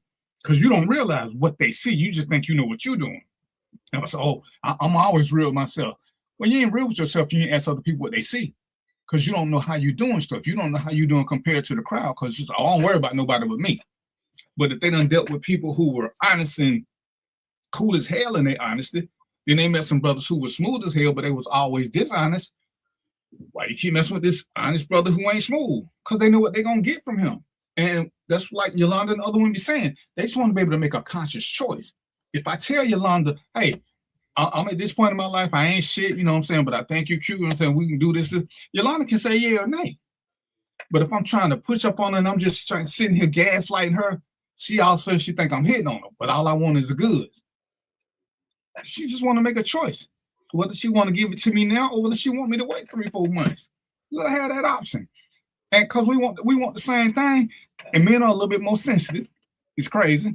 But when a woman tells us she wanted from us, we like, hey, wait. Because we want to be the aggressors. A lot of us ain't used to being the aggressor. We want to be the aggressor. So when they come at us, oh, she fast. Oh, she for the street. Oh, she was trying to throw it at me. Well, then she was doing the same thing you were doing, player. She just don't want to go through all that bullshit. She just wants some of your time. She want to see you naked, y'all do y'all thing. Then she gonna go on about her business. But we don't. We want to be the predator. We don't want to be preyed upon. A lot of guys, man, I don't like when a woman try to holler at me. Why? You don't want to know she like you? No, man. Would she do that? I just think how many other dudes she done did that too. You don't think when you do it to her, she think the same thing? How many women you done said the same shit to? Bro, don't nobody care in that moment. Everybody got a little need, itch that need to be scratched. They don't care about your past. Ain't nobody asking for your medical records. Ain't nobody asking none of this shit. They just want the itch scratched. Well, I ain't heard damn man say no shit like that. She was throwing it at me, and I just like, nah, I ain't gonna take it. Hell no. What? Hey, we done heard women. Mo, you ever had a woman throw it at you, said no, and she called you gay? Not call me gay, but I said no. And she definitely, he just said, so it happened, Mark. Yeah. I don't know, Mo. Shit. You know me. Bro, hey, Mark, let me tell you something, Mark. You think they weren't throwing it at me at backstage? Bro, I don't know. And I still had to say no more times than I said yeah. But did you turn it down? I want to be me feel less than a man because she won't me. Never. Hold on, you broke up. Say it again.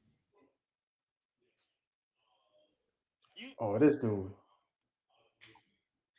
I ain't hear you, Mark. Can y'all hear me now? Yeah. All right, can you hear me now? Yeah. You turned it down, yes. You didn't turn it down because you felt like you prayed and she was the predator. You didn't feel inferior, like, oh man, she want me to get it. She done did this to everybody. No, you turned it down for other reasons. It don't matter. Because I'm saying that every week. I didn't say men don't turn it down. I'm not saying men do not turn it down. I'm saying I do not know one man that has turned down sex because he felt like she was a predator and he felt like prey and he felt like she's just giving this to everybody. I don't know one man that has ever felt that way. Okay, Mark, hold on, Mark. So predators don't ask, brother. They don't ask. They take. That's the difference. What I'm saying is, if a woman comes to you like, hey man, let's go on and fuck some. Not damn man that I know was like, no, you fuck somebody else in the same way and I don't want it. Never have I ever knew a nigga like that in my life. Listen, man, if you got enough information, sometimes it's wiser to say no. It depends on how much it is. No, but listen. I've been seeing it. I've been checking this chick from across the room. She been doing shady shit. I ain't messing with her, bro. I don't care if she throw it at me. What saying shit? So you see her in the club, she dance. Oh man, she backed it up on him a little too hard. I don't want you, ma'am. Why y'all say? I think y'all gonna be making this shit up and goddamn try to run my blood pressure up. Hey, Mark gonna get stabbed up, man. Mark, don't get stabbed up out here, man. Listen, Mark. It's this girl used to come to backstage. Man, good looking. I watched her All the time. She was there every week. Damn near every week. Mm-hmm. At 2:35, 2:40, every week she walking out with somebody different. She always comes by herself. So one day, and say, hey man, I ain't taking nothing from her. If I wouldn't have been keeping one count, keeping an actual count, but just noticing this behavior, one day she came up. She like, oh, I see you be hugging all the women. You ain't never hugged me. I could give her a hug. It's just a hug. Her hug was a little too frisky. I liked it because I'm a frisky dude. She made sure I felt the firmness in all her body parts. And she said something, and I just started laughing. And she said, if you play your cards right, you'll get to take me home tonight. Oh my goodness. You threw your hand in. I was like them other dudes. Jesus Christ. No, but look at what he saw. You saw the other dudes. You saw it week in and week out. So you see, okay, this is a pattern. No, but see, here we go. See, here's the speculation. She could have made them guys take her to get something to eat. She didn't have to be having sex with them guys. The fact that she was leaving with them, I filled in the blanks I wanted to. So okay. Right. So, but that's enough.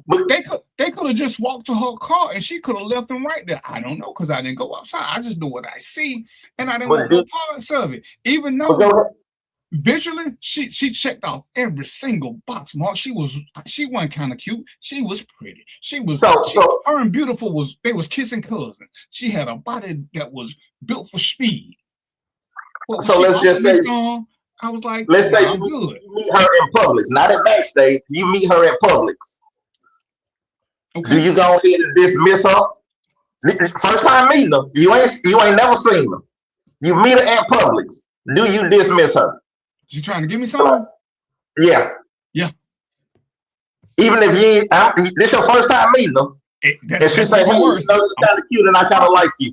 On the first time, I don't know nothing about her, Brian. I don't play them kind of. I need to know something. I need to know something. We ain't doing this. We ain't doing this stranger danger shit. See, that's how brothers end up getting hit in the head and getting their shit to it because you don't know nothing about her. She just out there scouting. Then when she take you to wherever she take you. You ain't never had a one night stand.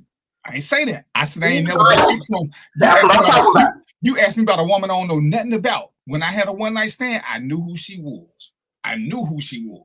That was a goddamn one night stand, then you knew who she was. No, a one night stand means you had sex one time. That's what a one night stand is, Mark. Oh, stop your head on the goddamn bullshit. We have sex one time. No. That's why it's a one night stand. Man, you setting up that coordinate getting to know her. Fuck that. One night stand. I met you in the club. We went home. We fucked. I don't talk to you no more. No, that's a one night stand. Mo, you was in the military. Then we had one night stands with people that we knew was in another unit because one night everything just went right and they went back. But you don't just meet them the first time and that's it. Well, that's not the definition of a one night. Mark, I'm gonna need you to get an updated dictionary, bro. You goddamn, you will stretch the truth to fit your narrative. What truth am I stretching, Mark? One night stand. I met her. I knew her. That was the one night stand. Fuck that. What about meeting and fucking the same day? We ain't got time to get to know each other. No, sir. You're a different you're a different breed of nigga. No, I'm not. You're a different breed, bro. And I strive to be different. Shit. Mo, so you telling me, Mo, you ain't never met a woman the same and in that same instance had sex? Are you crazy as fuck? You see this door right here? You know what's outside this door? I'm talking about now, boy, you before her. When you was growing up in the projects in Connecticut and the military. You telling me you okay? I forgot. No, it never happened. You are an upstanding gentleman. You're the two most upstanding gentlemen I have ever met in my life. Ain't nobody said nothing about being upstanding, brother. Nobody said that.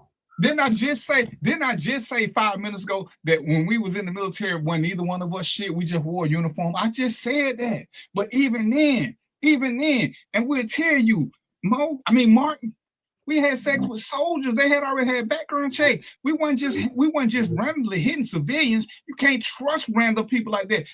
Mark, you want some crazy shit? Just to meet some woman out the blue and all of a sudden we finna start doing this? See, when brothers end up on shows, when they end up in the hospital, because she done let some brothers in the other door to rob. No, sir, we not finna do this with some random. See, that was you talking about random sex. You ain't talking about a one-night stand player. You talking about some random shit. Random. I ain't did random. Random. One night stand. No. You keep trying to combine the two. And that's what it is. You dressing it up. No, Mark, you can go to school. You can go to school as you did. You can graduate. You know who in your graduating class. And then it's y'all 10, 15-year reunion. Shouted who was bad. Just look at you and she said, I liked you in the 12th grade and y'all hook up. That's a one-night stand. Because y'all ain't going to do it no more. That's a one-night stand, Mark. How long them ain't got nothing to do with it. It's what y'all do during that time. If y'all form a relationship, it ain't a one-night stand. A one-night stand means you hit it one time and that was it, brother. Hit it and quit it. I don't like your definition. I don't like your definition. It ain't gotta be it ain't my definition. That's your definition. It ain't. Let's ask the chat. What's a one-night stand? Tushawn, Yolanda, what's a one-night stand? Let's ask the people, because Mark over there with that clock that don't work. He's stuck in the 12th century. I need to know, what is a one-night stand? We're gonna see what Tushawn and Yolanda say. What's the debate, man? What positions do y'all have? Mark said a one-night stand got to be somebody you don't know. If you know them, then it ain't one-night stand. And what you say, DVP? A one-night stand is when you have sex one time and one time only. That's a one-night stand. Oh, okay. It ain't got what you think, Mo? What you think a one-night stand is, Mo? Shit, they y'all both said the same damn thing. I could know you and just have. No, we didn't. No, Mark saying if you know him, it ain't a one-night stand. If you know him, like as like a friend or something like that, you mean? Like if you know them, period. A one-night stand gotta be somebody you just met. Random. Well, so the definition I grew up with is, somebody I just met is a one-night stand. That's the definition I grew up with. That's the definition I grew up with. He just made up a damn definition. Tushawn said she agreed with Mark, or he. I don't know. I'm sorry. Well, he said they both can be true, but he agrees with me. But they both can be true. So if they both can be true, that means he agree with me too. Then he said they can both be true, but he's leaning more towards me.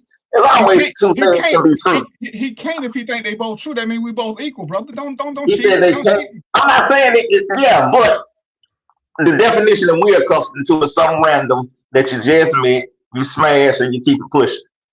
That's what I grew up with. I grew up with that one. That's the one I grew up with. So if you know him and you sleep with him one time, what is that? You just fuck somebody you knew. Shit. Fuck somebody I knew. Listen, man, I'm gonna let y'all miss this go. We're gonna move on to the second subject. Let's move on. I'm gonna make sure we may table this and come back next week. I'm gonna post it and see what else Hey, you know what? I'm gonna post it and tag you.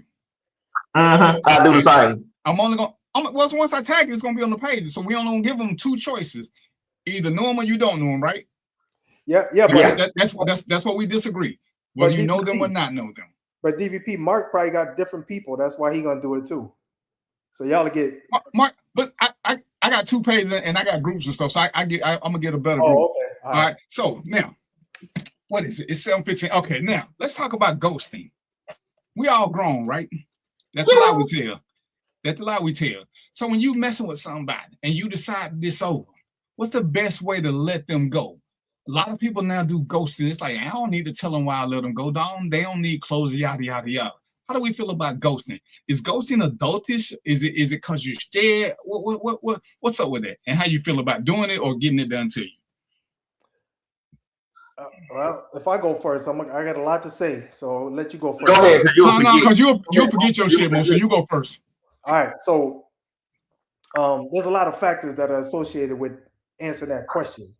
Number one is how long I even knew you, right? So if I knew you, I don't know, if you just somebody on the internet that I've been communicating with, it's not ghosting. I just got tired of your ass. I'm done. That's it. You know. But if it's somebody who maybe we went out to lunch, you know, we had some conversations or whatever, and I just kind of disappeared, then I would say that's more of a ghosting circumstance. Whether or not, I don't know if you asked whether or not that's cool or not, but I'll just say I've been in situations where I kind of interpreted what would happen once I broke it off. And based on what the hell I was thinking, I'm like, hell no, I'm just going to disappear. And then other cases, I'm like, I'm going to have a conversation. So it depends, you know what I'm saying, who the person is and, you know, what I think their reaction going to be. That's kind of some of what I think anyway. All right, for me, ghosting is how you feel. If it's something you want to do, it's adulting, but it's based on the relationship that we have and the reason that I'm ghosting you. Because some things will just be a conversation. You feel what I'm saying? Say, hey, you did this, and this how it made me feel. You know, you may be able to have a conversation about it, and it may smooth itself out. But on the flip side, if I don't really give a fuck about them, fuck them. I'm gonna disappear. You know, and it is what it is. So it's based on the type of relationship that you have, whether or not you gonna continue the conversation or if you just gonna be like, fuck it. Okay, See me when you see me. We're gonna rewind right quick. The definition, Oxford definition of a one-night stand is a sexual relationship that lasts for only one night. You went to Oxford, boy. I went. It lasted one night. It's in the dictionary. It don't say nothing about how long you've been knowing them. It says sexual relationship that lasts for one night. That's it. That's it. What's up, Teresa? Go to the Urban Dictionary. Tell me what it say. Fuck Webster and Oxford. What does the Urban Dictionary say? You don't want to know Webster? Fuck Webster. They put bootylicious in the dictionary. I can't trust that shit. Webster got one night stand as a musical performance. That's only one night, so we skip Webster. Get Webster ass out of here. I tell you, I stopped taking Webster serious when they put bootylicious in the dictionary. Oh my goodness. And I think ghosting, I think most time we ghost people is because we were never intimate. And we don't that's what I say. We don't know how to, or we don't really, as Mark said, we really just don't care. You know, we never were that fully invested into you. Because I know women who, if they meet a guy, they'll give them a reason. They went out with him, they'll give them a reason why they're not gonna go out with them again. And it's like, to me, that's a little too much for me. But Teresa says ghosting is, hold on, what's shit? Immature. Ghosting is very immature. If you're not interested in the person, you should tell them. But Teresa, initially you are interested in them. To me, it's like the girl who made the crazy ass comment about, you know, getting the shot. Hey, Senator. Once you say crazy shit, yeah, chance are you getting ghosted. Because I can't explain to you the level of stupidity that you just existed in a polite, gentlemanly type way. Because I don't want to say you're stupid, but you're stupid. So I might as well just ghost you because I don't need me going down this rabbit hole. What's up, Spice Girl? I don't need me going down this rabbit hole. Okay, hey, we got two more people right quick. Cinnamon, Teresa, what's a one night stand? But right now we're talking about. Just tell you what a one night stand is. I'm gonna let them give their own definition. I ain't gonna give them no parameters. Yeah, but ghosting is one of them things. If they got the relationship ain't there, or I ain't got their feelings towards you, let that motherfucker go. Hey, y'all couch it however you want. That damn ghosting word that came out of somewhere. I'm just done. You know what I'm saying? If it's shit. Yeah, I'm just done. It ain't no ghosting. I'm finished. It's over. Done. That's it. You know what I mean? So you call it whatever you want. I'm done with it. See me in the street, tell my hey, strange. Fuck all that. Because and then so the other thing I was gonna say is, you know, part of the decision making with answering that question is, what's the reason why, right? It could be the reason why. It could be you just you fed up, man. You had enough. Look, when I get to that situation, or there could possibly be danger involved, right? When I get to that situation, I'm disappearing. It's over. Well, it was a one night stand. Yeah, you ain't gonna find me no more. I'm done with it. You know what I mean? So one night stand, we out. That's it. It's over. You know, so I think the reason is important. So, you know what I mean? Because and then the other thing is, I don't think everything needs an explanation. I don't think everything needs an explanation. You know, I don't know. I make up a rude case. You know, I caught you. Oh, hold on. Let's see what Cinnamon's saying. She's talking about ghosting someone who's really immature. So like 3 people said ghosting's immature, man. I must be an immature fool because I'm not doing it. Immature ass. All right, hold on. We're taking a quick commercial break. Mark, let me pull my glass up. According to Urban Dictionary, a one-night stand is sexual activity with another person intended for one night only. Urban Dictionary, brother, because you asked for it. I put it in the thing. I did. No, I put it in the chat. But it don't say shit about I knew them before then. It was strictly for one night. Right. And it don't say shit about random. It says sex for one night, which is all I ever said. It's sex for one night. It's it. It's sex one time. It ain't got nothing to do with nothing else. It ain't gotta be around. It can be somebody you know. You said it can't be somebody you know. Yeah, I'm still standing on that. Okay, but Urban Dictionary don't say that. So I'm just saying I went to where you told me to go to. I did. That's all I'm saying, brother. That's all I'm saying. So back we're gonna put a poll up and we're gonna see. Yeah. So we got a lot of comments. Go through them comments, DVP. Oh, now you can't read some bullshit right there. That's I agree with you. If you sleep with the person one time, it's a one night stand regardless of how long. Okay. Now, hey Mark, because you're the only one who knows. You're the only one that knows Tashawn. He said, out of respect, he gonna let them know what the deal is. You believe him? Yeah, he will. He'll so. See, and some people believe that. Out of respect, he gonna. If what I will tell, because it's funny, I had one who keep coming at me, and I was like, no, you know, we ain't in the same place at the same time. She just won't take that as an answer. So now I'm ghosting her. But I already told her it wasn't gonna be nothing. But she just ain't trying to hear that. She telling me how good a woman she is, how much she can do for me. And I was like, babe, we're not in the same place at the same time. I don't want to tell her that both of us don't find her attractive. Because I think that's keeping it 100. I don't want to be disrespectful. I just want her to just let it go. This ain't gonna work. We're not gonna do nothing. Tell her she's not your type. I told her that. She tried, she trying to sell herself on me. Same way we do to women. Women do it to us too. Tell her you ain't buying. Tell her what? Tell her you ain't buying. Tell her you don't want no goddamn 1992 July. Tell her. Anyway, Teresa says she agrees with me. If you sleep with a person one time, it's a one night stand, regardless of how long you've known them. Yolanda says one night only sex is hookerish for her. She got to know you. See, it's hookerish. Is it hookerish if you've already known them? No, if they don't know you, because then she said hookerish. Yeah, because it's like you paying somebody for one night that you don't know nothing about, aka a hooker. But she said one night only sex. You say I've been knowing her, I've been talking to her. No. I said that you said somebody that you don't know. She's saying she won't do it with somebody she don't know. That feels hookerish to her. If she don't know him, she's not finna have sex with him. She's not finna have sex on the first night. If she don't know him. We just trying to figure out her definition of it, but I get it.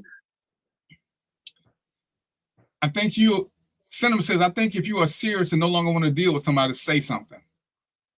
And but this goes back to the first part of the conversation, the first part of the show not the first part, but when we were talking about honesty. A lot of people can't handle rejection.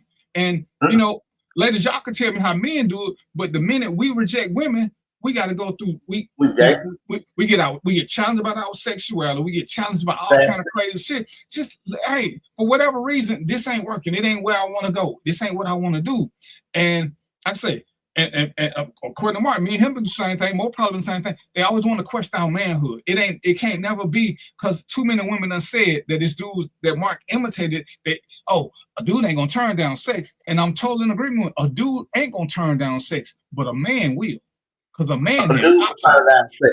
A dude happy to get somewhere he can get some. Dude, man, no, they ain't the same thing. It's like niggas and blacks. They look alike, but they different people. Dudes and men look alike, but they operate in a totally different way. When you're a man, you got options. You ain't just happy to get some, because you can always get some. A good man can get some like a good woman can. A dude got to get it where he got to get in where he fit in. Just like some of these little troglodyte women. They got to get in where they fit in. They ain't got a bunch of options. They got to do the best they can with what they got. But when you can say no, see, when I was at backstage, I could say no easily. I had plenty of options. Ain't nobody gonna tell me nothing. Oh, if I don't get it from you, I ain't gonna get it from nobody. Well, that's BS. That's BS. I can take my time and choose. That's why when that girl was like, oh, you could have had me. You're right. Or I could have had her or her or her or her. I'm picking one of them, shawty, not you.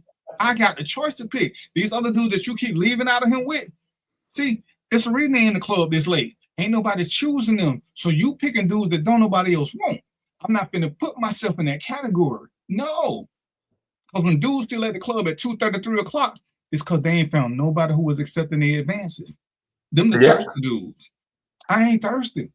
See, only reason I'm at the club when it closed is because they paying me to be there. I ain't never shut down the club because I got options. I ain't finna be the last one trying to pick up whatever's left over. That's just how I process it. Because that's why dudes go to the club at 2 o'clock. Hey, how many of these women drunk?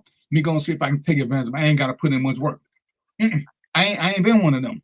So that's the difference. Because we look alike, but we totally, and as Mo said, when we're younger, most of us had dude tendencies. But even in the military, we still didn't just do anybody. We were still picky. Because we don't want the little troglodyte looking girl, but somebody gonna get her. The dude that came from nothing that just happened to be around women, he ain't never had that option. So Mr. Bougie like you turn down all them types. Ain't bougie, bro. I've earned the right to be picky. You say you had that right at 18. You still had that right. At 18, 18, I still had it going on. At 18. I went messing with the fat and ugly ones at that age. That's beneath me. So anyway, as far as ghosting goes, like I say, I can understand the reason behind it, because as a cop, when I did domestic violence, a lot of dudes, they feel a certain way if a woman tell them why she don't want something, because then the dude's trying to convince them why they should, and they kind of trying to force themselves on them. And so I get why some of them ghost. It's best. Sometimes the best thing you can just do is disappear and hope somebody forget about you. Because if you go through and this is one of my favorite ones, when a woman calls and she said, well, I don't think it's gonna work. And now all of a sudden these dudes become suicidal. What you mean you don't want to be with me no more? I'm gonna kill myself. And they try to get women in the stand.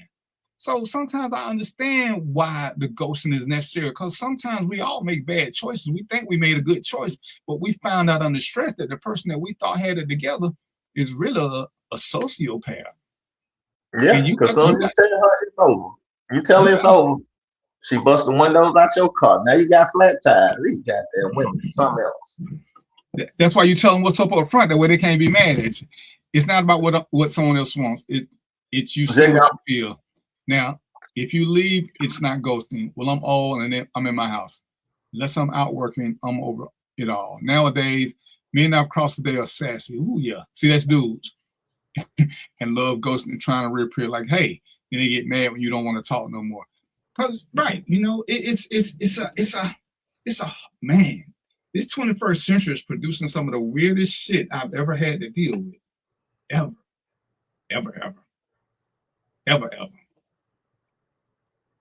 So yeah, like I said, she called me and she asked me about being honest and about ghosting, because she's like, I don't want to deal with this dude. What you think I ought to do? Hey, I don't know the dude like you do. What you think you ought to do?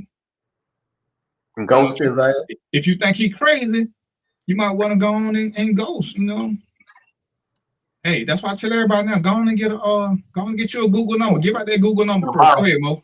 So here's a question. Because this is something I did one time. I want to know if would this be considered ghosting?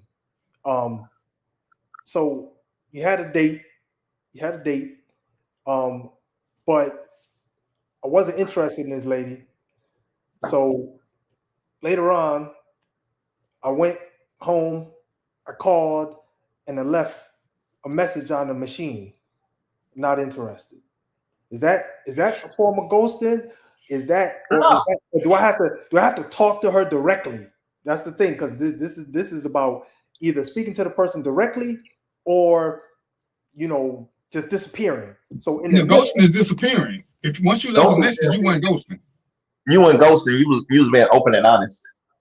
But I left it on the machine though. I felt like a punk. She got the message. Punk. Yeah, but I'm saying though I would like to hear from the women, man. If you leave, I left it on the machine. I didn't talk to her directly. Boy, this shit had to be in the 90s. He talking about the goddamn machine. That's right, boy. Mark, had a little tape on. I be forgetting you be telling y'all age. Hey, it had that little grit too before it started, and then you speaking. That's mature, Mo. Leave a voicemail. Leave a voicemail? Nah, I don't think people appreciate that, man. Get turned down on voicemail. Okay, so is it, ladies? Is it the same thing if you would have left a text saying he don't want to do this no more and just left it at that? Is that maturity? Because he don't want to talk to her, but he do want her to know that ain't no need to continue along this way. You were a punk. You should at least talk to her phone. How he gonna make her answer the phone? He called when he called. If she'd have answered, he wouldn't have left a message. He called before she got home. I did, man. I called at one of them hours where I knew she wanted to be home too, boy. Mo, I'm trying to help you out. Mo. Don't. Nah. He took the punk way out. He just pushed me to the side and said, "Put me in the front line." And punk, he ain't gonna call and leave a message. Left a voicemail. Man, that's boy.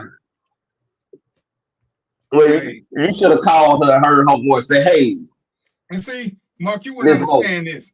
But Mo, when you was in the military, were you with any of the guys who got them Bill John letters from home, where their girlfriend wrote them a letter telling how she left? Oh no, I didn't get one. See, it was 5 guys. It was 5 guys in our squadron who got them letters. I was like, boy, no. Oh my goodness. Oh man. Well, them Bill John letters, boy. You seen grown men crying about to get kicked out the military. Whoo, oh man. I'm like, crazy. Man, that's crazy. Man. That was before ghosting was a word, boy. Them Bill John letters, boy, they was heartbreakers. Sucker shit. You know what a Bill John letter is, Mark? Yeah. Okay. Because you such a baby. You don't even know what a rotary phone is and shit. I'm so tired of you. Wrote that letter, let you know Jody got your girl and gone. So it's okay. But yeah, that was a thing in the 80s in the military. Them Bill John. They had a whole other place with all that cooch around them. They worried about somebody miles and miles and miles away. Hey, so on the other side, have y'all, when y'all dealt with women, have they, let's say they wanted to cut it off, did they do it the way we're talking? Did they do it straight up? Boy, I had plenty of motherfucking ghost me. No, I'm not talking about ghosting. I'm saying, did they do it straight up? Did they talk to you and say, listen, Mark, you're a good dude. You don't change the batteries in your clock, but I ain't dealing with you no more. I done had some. I done got phone calls. I done got text messages. I done got goddamn ghosted shit. Good riddance. This saying you can write the Dear John letters. Shit. But yeah, it happens. My younger days, it happened in all So Mark, when that happened, did you appreciate it? I mean, I know you might have been upset or whatever, but did you appreciate that rather than just no? I was thankful. You was thankful. It was like that song by NWA, and it was like one less chick I gotta worry about. Shit, that was back in my youth, youthanism. That was back in the day. So yeah, it was like good riddance. Courtney, you still in your youth because you always trying to act like me and Mo old as dirt. There y'all is. I thought for a minute I thought Mo was drinking a Heineken. Then I realized it was Mo. He's drinking Perrier water. No, it's Everclear. That's why he putting up He with you. got that money. Mo got that money. Mo drinking Perrier water. that money, boy. You can't hide money, Mo. Y'all gotta invest, baby. Yeah. Anybody pay for carbonated water? Oh boy, they got that money. So Sin, if you really like the guy, then why you getting rid of him? Because then if you like him, ghosting or leaving shouldn't be an option. So if you really like the guy, what's the proper way to leave him? Sin, Yolanda? They sassy and they show too many red flags. Hey, so another question. Have y'all so because I don't know if this happened both ways. I'm just curious. But have y'all said, listen, I'm done with it, and then the person got aggressive? I know it happens on the women's side, but I'm wondering if like the dude side, does that happen too? Well, I ain't being funny. This is funny shit though. But I did get a voicemail. Started talking about I need you bad as ass and all that old type shit. And definitely this motherfucker crazy. So I definitely let that all the way go. When you start needing me more than air, I'm blessed that I've never had windows broken out and tires flat.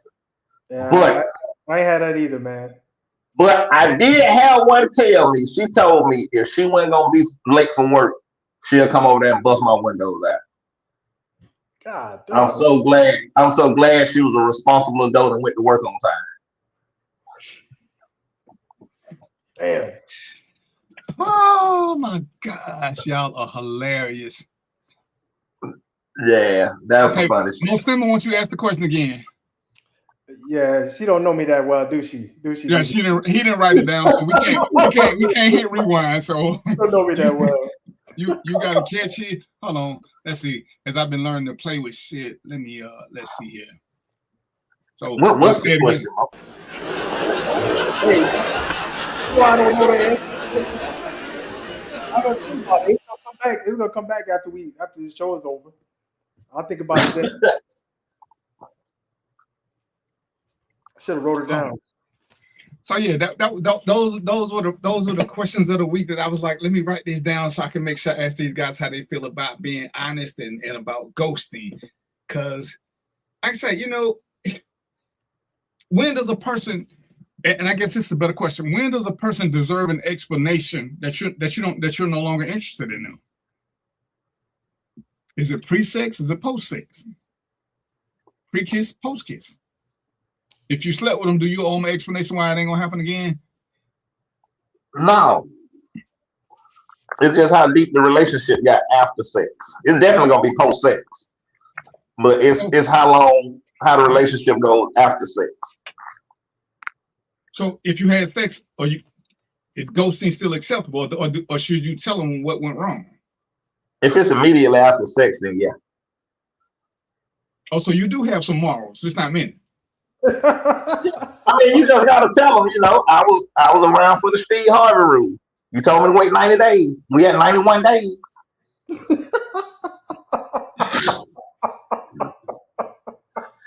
Shit. Hey, I did my time. But yeah, I mean, I think, like I said, still the level of the relationship. If it was, getting deeper and deeper, then yeah, you should have a conversation with them. So, but it was just. Is it the level of relationship or the level of respect that you have for the person? Or the respect for the person. Yes, the level of respect that you have for the person. That's what it is. I think, you know what? Is it that, or is it the level of respect you have for yourself? I think it's for the person. Because if I respect myself enough to walk away. Well, so because I asked that question because Cinema called me a punk, right? And the thing is, I know, because the thing is, you could feel that way about yourself, right? If you punk out and you do it a certain way. So I'm saying if you do it straight up, you said you felt like a punk. I did. You did. And I'm gonna say it because you manipulated. You knew when you called she wasn't gonna be there. So I see both sides. You did, you know what I'm saying? You didn't call when there was a chance she might have answered. So you were intentionally trying to avoid her. So you've been better on ghosting. Yeah. So yeah, that was a punk move. Hey, it worked for me. I got out unscarred. And she right now, she like, Mo was sassy. Don't leave me that sassy ass voicemail. Can't be leaving folks voicemail, Mo. That's just like, that ain't cool. I said we had a good time, man. You know, everything was good, but you know, it wasn't that good. Clearly, you left. I'm doing something else. I said no. I done got a 4-page text message. What? And hit OK, and that was it. Shit, let me scan this long ass text message. Mark, you hit it with the OK? Yeah, you scanned it and you got the point. Okay. You ain't shit. Okay. I don't want to see you no more. All this. Okay. Just hit OK and send it back. I got it. You out. Peace. See, long ass text message. I'm gonna tell you, I got one of them, right? And I was like, I just, you know, I was like, is that it? And then I just put, did anything change? You know, I was feeling a little petty, but you know, you got out your sister. I just want to make sure that's it. So, cause why you putting me to text me all this? We done said it ain't gonna work. So what's the extra commentary for? You ain't gonna change my mind. But yeah, Mark, use a different brother. Yeah, I'm young. I'm much younger than you, Joe. And I'm not as bougie as y'all Air Force men. You bougie, truth telling, long term one night stand having asses. No, that's you having a one night stand. You know what I'm saying? We're decent brothers. We y'all have long term one night stands. We had duplicate one night stands. Y'all coat the woman for 2 years and then have a one night stand. Right in the military, there is no courting. There's no courting. You don't ever know when you're gonna get your orders. There's no courting. Everybody know what it is. Everybody know. I know I'm gonna be here for the next 2-3 weeks. Hey, after that, I get my orders. Ain't no telling what's going on. We just gonna ride this ride until one of us get some orders. Okay. That's good. But I'm glad I met you upstanding Air Force men. I'm trying to be like y'all a little bit more. It's too late, bro. It's too late. It ain't too late. How old are you? Younger. You over 35, so you can't join now. Oh, no, I it's another song that I heard by the Ghetto Boys. I ain't going to war for no shit talking president. Listen, we don't use the Ghetto Boys and the Air Force in the same sentence, brother. I do. I ain't going to war for no shit talking president. Hey, he instituted the draft. If he mess around and raise the age, your ass might be in line, brother. Shit, if I ain't NFL draft, I ain't going. The draft started in December, I think. Ain't that when the draft kicked back in, Mo? Under that great big lie? Yeah. It had the draft in there. Oh yeah. So going back to the registration, automatic registration. You don't even have to do it yourself. They automatically register you. My feet flat. That's crazy. That's the craziest shit I ever heard. That's crazy as hell, man. Man, he just do shit just to, because he can. But I bet it don't affect his son. He got flat feet. Oh no, his son like 6'5", 6'6", ain't he? He too tall. That just mean he can't be a pilot. He too tall, that's all. No, he too tall to be a pilot. That motherfucker ain't small enough in the Air Force. We got tall people in the Air Force. I say he's small enough to get. He's small enough to get in the Air Force. My daughter's in the Air Force. And I sure hope she run into some upstanding gentlemen like you all. Yeah, because you definitely don't want her dating somebody like her dad. She'll be happy. No. That's all that matters. Be happy. What time? Life is full of adventures and no black eyes. Hey, good. Some of you ain't never heard of a long-term one-night stand because, Mark said as long as y'all introduce y'all stuff, it can keep being one-night stands. Just don't tell each other y'all names. 51st dates. I got to mention. It just reset every time you meet or something? What the hell going on? Reset? Nah, he making that shit up. But, DVP say, yeah, I know her. wasn't no one night stand if you knew her. It is a one night stand if you know her. You call that woman for months and then get the booty and then all of a sudden, well, it was a one night stand. It's tricking if you don't know it. You slip or fit. It's a law. It's laws against that. You know what I'm saying? You got to know these people. You from the west side? You from the west side, DVP? I'm from you the go in JR. What? You go in JR. You pull something out of JR, and it's over with. No sir. No sir. Yeah. No sir. That's why that woman went to that restaurant and ordered goddamn 6 entrees on your ass. That's why she did it. And you know what she is now? Somewhere over a rainbow because nobody knows. Oh, you ghosted her because you left her at the restaurant. That's a hell of a ghost move right there. What's your point? Hey, shit. Like the lady said, that was very immature, you Darren. Hey, man, I showed her the same level of respect she showed me. It was reciprocity at its finest. It was reciprocity. You left her ass where she's supposed to be. I never had that type. What type of thing, Cinnamon? Plus, I'm not a one night stand woman. They come back, we come back.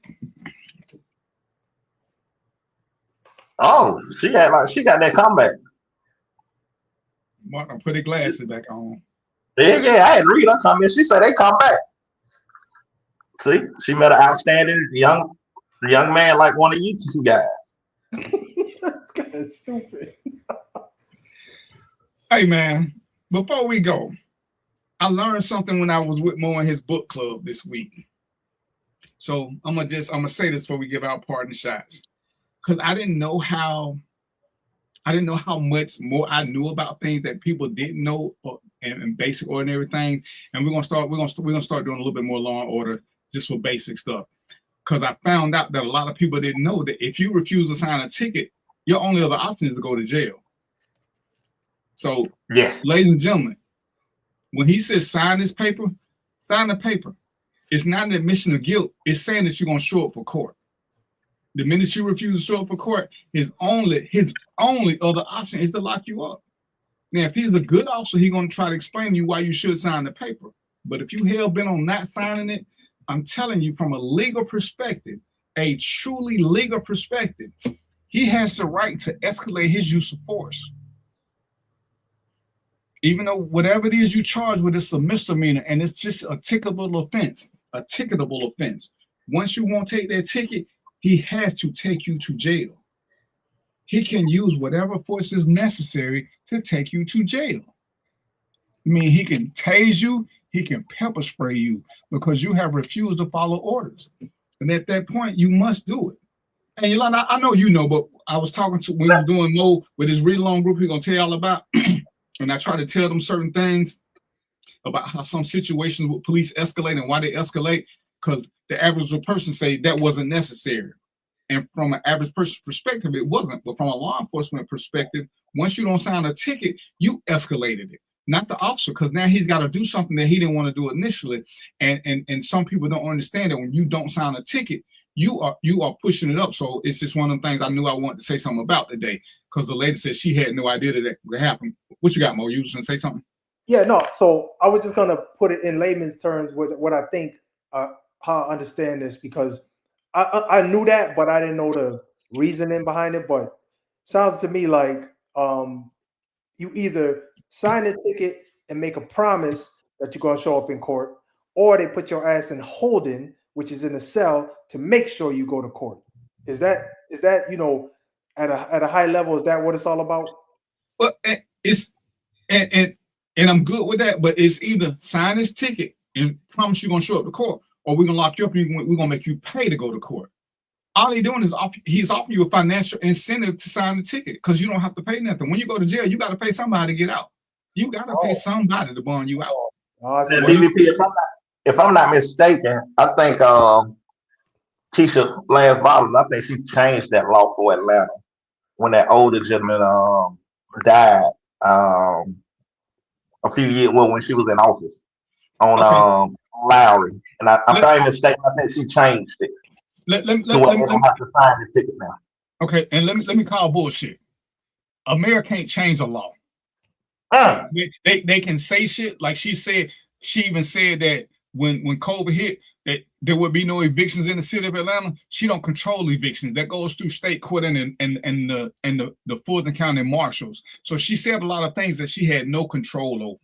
Yeah, that makes She could say Atlanta won't lock you up for smoking marijuana, but she can't tell GSP or Fulton County they can't lock you up for smoking marijuana. She can just say Atlanta won't do it. So a lot of things she said were for people to say, oh, look at what she's doing. And she really wasn't doing shit because Atlanta didn't have, like I said, Atlanta ain't never evicted nobody. That's the marshal's office that evict people. So, the mayor said they don't work for the mayor. They work for judges. And she was just flapping her gums. So, yeah. Thank you, sir. What I recall is police and administration cannot legislate any laws. They can't make any laws, right? So that's what you're saying, DVP? Yeah. But they can talk a good game. Yeah. That's it. It's kind of like with time. It's kind of like, and we'll do this later. But it's kind of like with ICE. What people don't understand with ICE, why ICE needs local law enforcement. ICE can only enforce federal laws. That's it. They can't get you for some of the stuff. That's why they need the local police. ICE can't do traffic stops. They're not authorized to do traffic stops. Most federal agencies are not authorized to do traffic stops. Even though you see all this shit on TV and yada, yada, yada, that's not the way it works. When the FBI come to town, they get with a local agency who got lights and sirens and all this other shit, and they'll take over. But they need the locals to affect certain things. Even when I locked up one of Georgia's most wanted with the FBI, but they needed the sheriffs to be there because they don't have the stuff to go around and just make entry. I mean, they can do it for federal stuff, but you can always see them have some uniforms and some lights. Other than that, just showing up in black sedans with jackets on that say something, that don't make you legit. You need some cars that are truly identifiable as police cars, and the feds just don't have them. So, but anyway, we'll talk more about that on another show. I just wanted to say that because that's something I learned from dealing with Mo's group. And Mo has a group, I'm gonna let him tell you about it, where they talk about, he wrote a book, and they talk about cases in the book. But eventually we're gonna start talking about current events and other things. And he still allows that so people can talk about cases. I'm usually there. Sometimes Joe is there. So we try to give you an honest perspective, a legal perspective, what the other side says, because a lot of people don't understand them between what's right and what's wrong versus what's illegal and what's legal, because they're not on the same plane. There are a lot of things that ain't right, but they're not illegal. The law only cares about what's legal and what's illegal. So Mo, tell us about your book club and how people can get into it or what they need to do if they want to be a part of it. Yeah, so like just being on this show, we kind of discussed some policing aspects that DVP helped us understand, like signing a ticket, right? So on that same accord, I put together a group, and I'm using my book, The Good, the Bad, and the Blue, as reading material and discussion material. We read in the book, and then we have discussions. And through those discussions, we're learning. We're also recognizing, that the book is full of victims that were killed due to police brutality. There's police in history. There's other types of information in the book. And so we're learning, and we're also learning about law enforcement during the discussion. If you see the email at the end of my name, it says readalongclub@gmail.com. You can send me an email, and I think we still have a few seats left. It's a small group discussion. So the capacity is up to 8 people. I think we still have a few seats left. And right now I took some feedback, and people are really appreciating it. And just like we learned some stuff in this session, you learn a lot more over there. And you also get to understand, you get to, I use it kind of like as a memoir for people who were killed, right? We talk about them, and we also talk about their circumstances and what went wrong, what went right, what should the police have done, what could they not do, those types of things. We talk about the whole thing. We also have a couple of the victims' moms in there. We got some moms who have lost loved ones in the discussion. So it's real personal on that level. And so we try to keep the discussion, respectable, and we try to keep the discussion informative. So send me an email, readalongclub@gmail.com. We have, DVP shows up. Joe Mosley, known as Joe Mo, shows up. and they give us the way I wanted to structure it is I wanted some people who did the job from the inside, and I wanted my civilian perspective, which is in the book. So that way we could have both things there. You know, I think it's important to talk about both of those, because I don't know what goes on in the police department. I don't know what happens, you know, what regulations they have to follow. I don't know what guidelines they have to follow. They do. But I also have research information, and so I have that in the book. And together, I think we get a clearer picture. Whoever participates get a clearer picture on policing on a whole. Leave it there, DBP. All right, Mark, what you got for us on the closing? Hey, look, women expect honesty, but don't get mad when you don't get it. One night stand is meeting a random, having sex, never talking again. Steer clear of both. Hey, man, you know, I ain't gonna never say this in public again. I like these misfits, but Lord knows they misfits. So I don't know what they tell you about me, but they damn sure misfits. Hey, as always, we enjoyed it. Cinnamon, when you gonna come on the show? Yolanda, when you come on? As a matter of fact, Yolanda, you should join the group so you can get them some stuff from a prosecutorial standpoint. Because I don't know if you know, but Yolanda used to be a prosecutor. I saw that. Yeah, I just saw that. Yeah. You should come in and offer them some insight on how some of the prosecutions go and why certain things happen and don't happen, Yolanda. Something you could just think about. But again, I said, you know, we do the show, we have fun, we try to do some entertainment, some education. We're gonna have fun and give you something to talk about. I'm glad y'all took time out y'all busy day, heathens, to join us. And you know, if y'all got something y'all want to talk about, email one of us, shoot us a text, whatever it is. If we don't know about it, we'll get some guests and talk about it. Hell, if we don't know about it, we'll still speculate and we will give y'all our opinions. But we're gonna talk some more about stocks, because I still need for y'all to survive this president. We can't let him take us down that rabbit hole without a fight. We're gonna talk some more about voting and learning about this. So y'all know it is, right? Until next week, peace, popcorn, and chicken grease, and we out.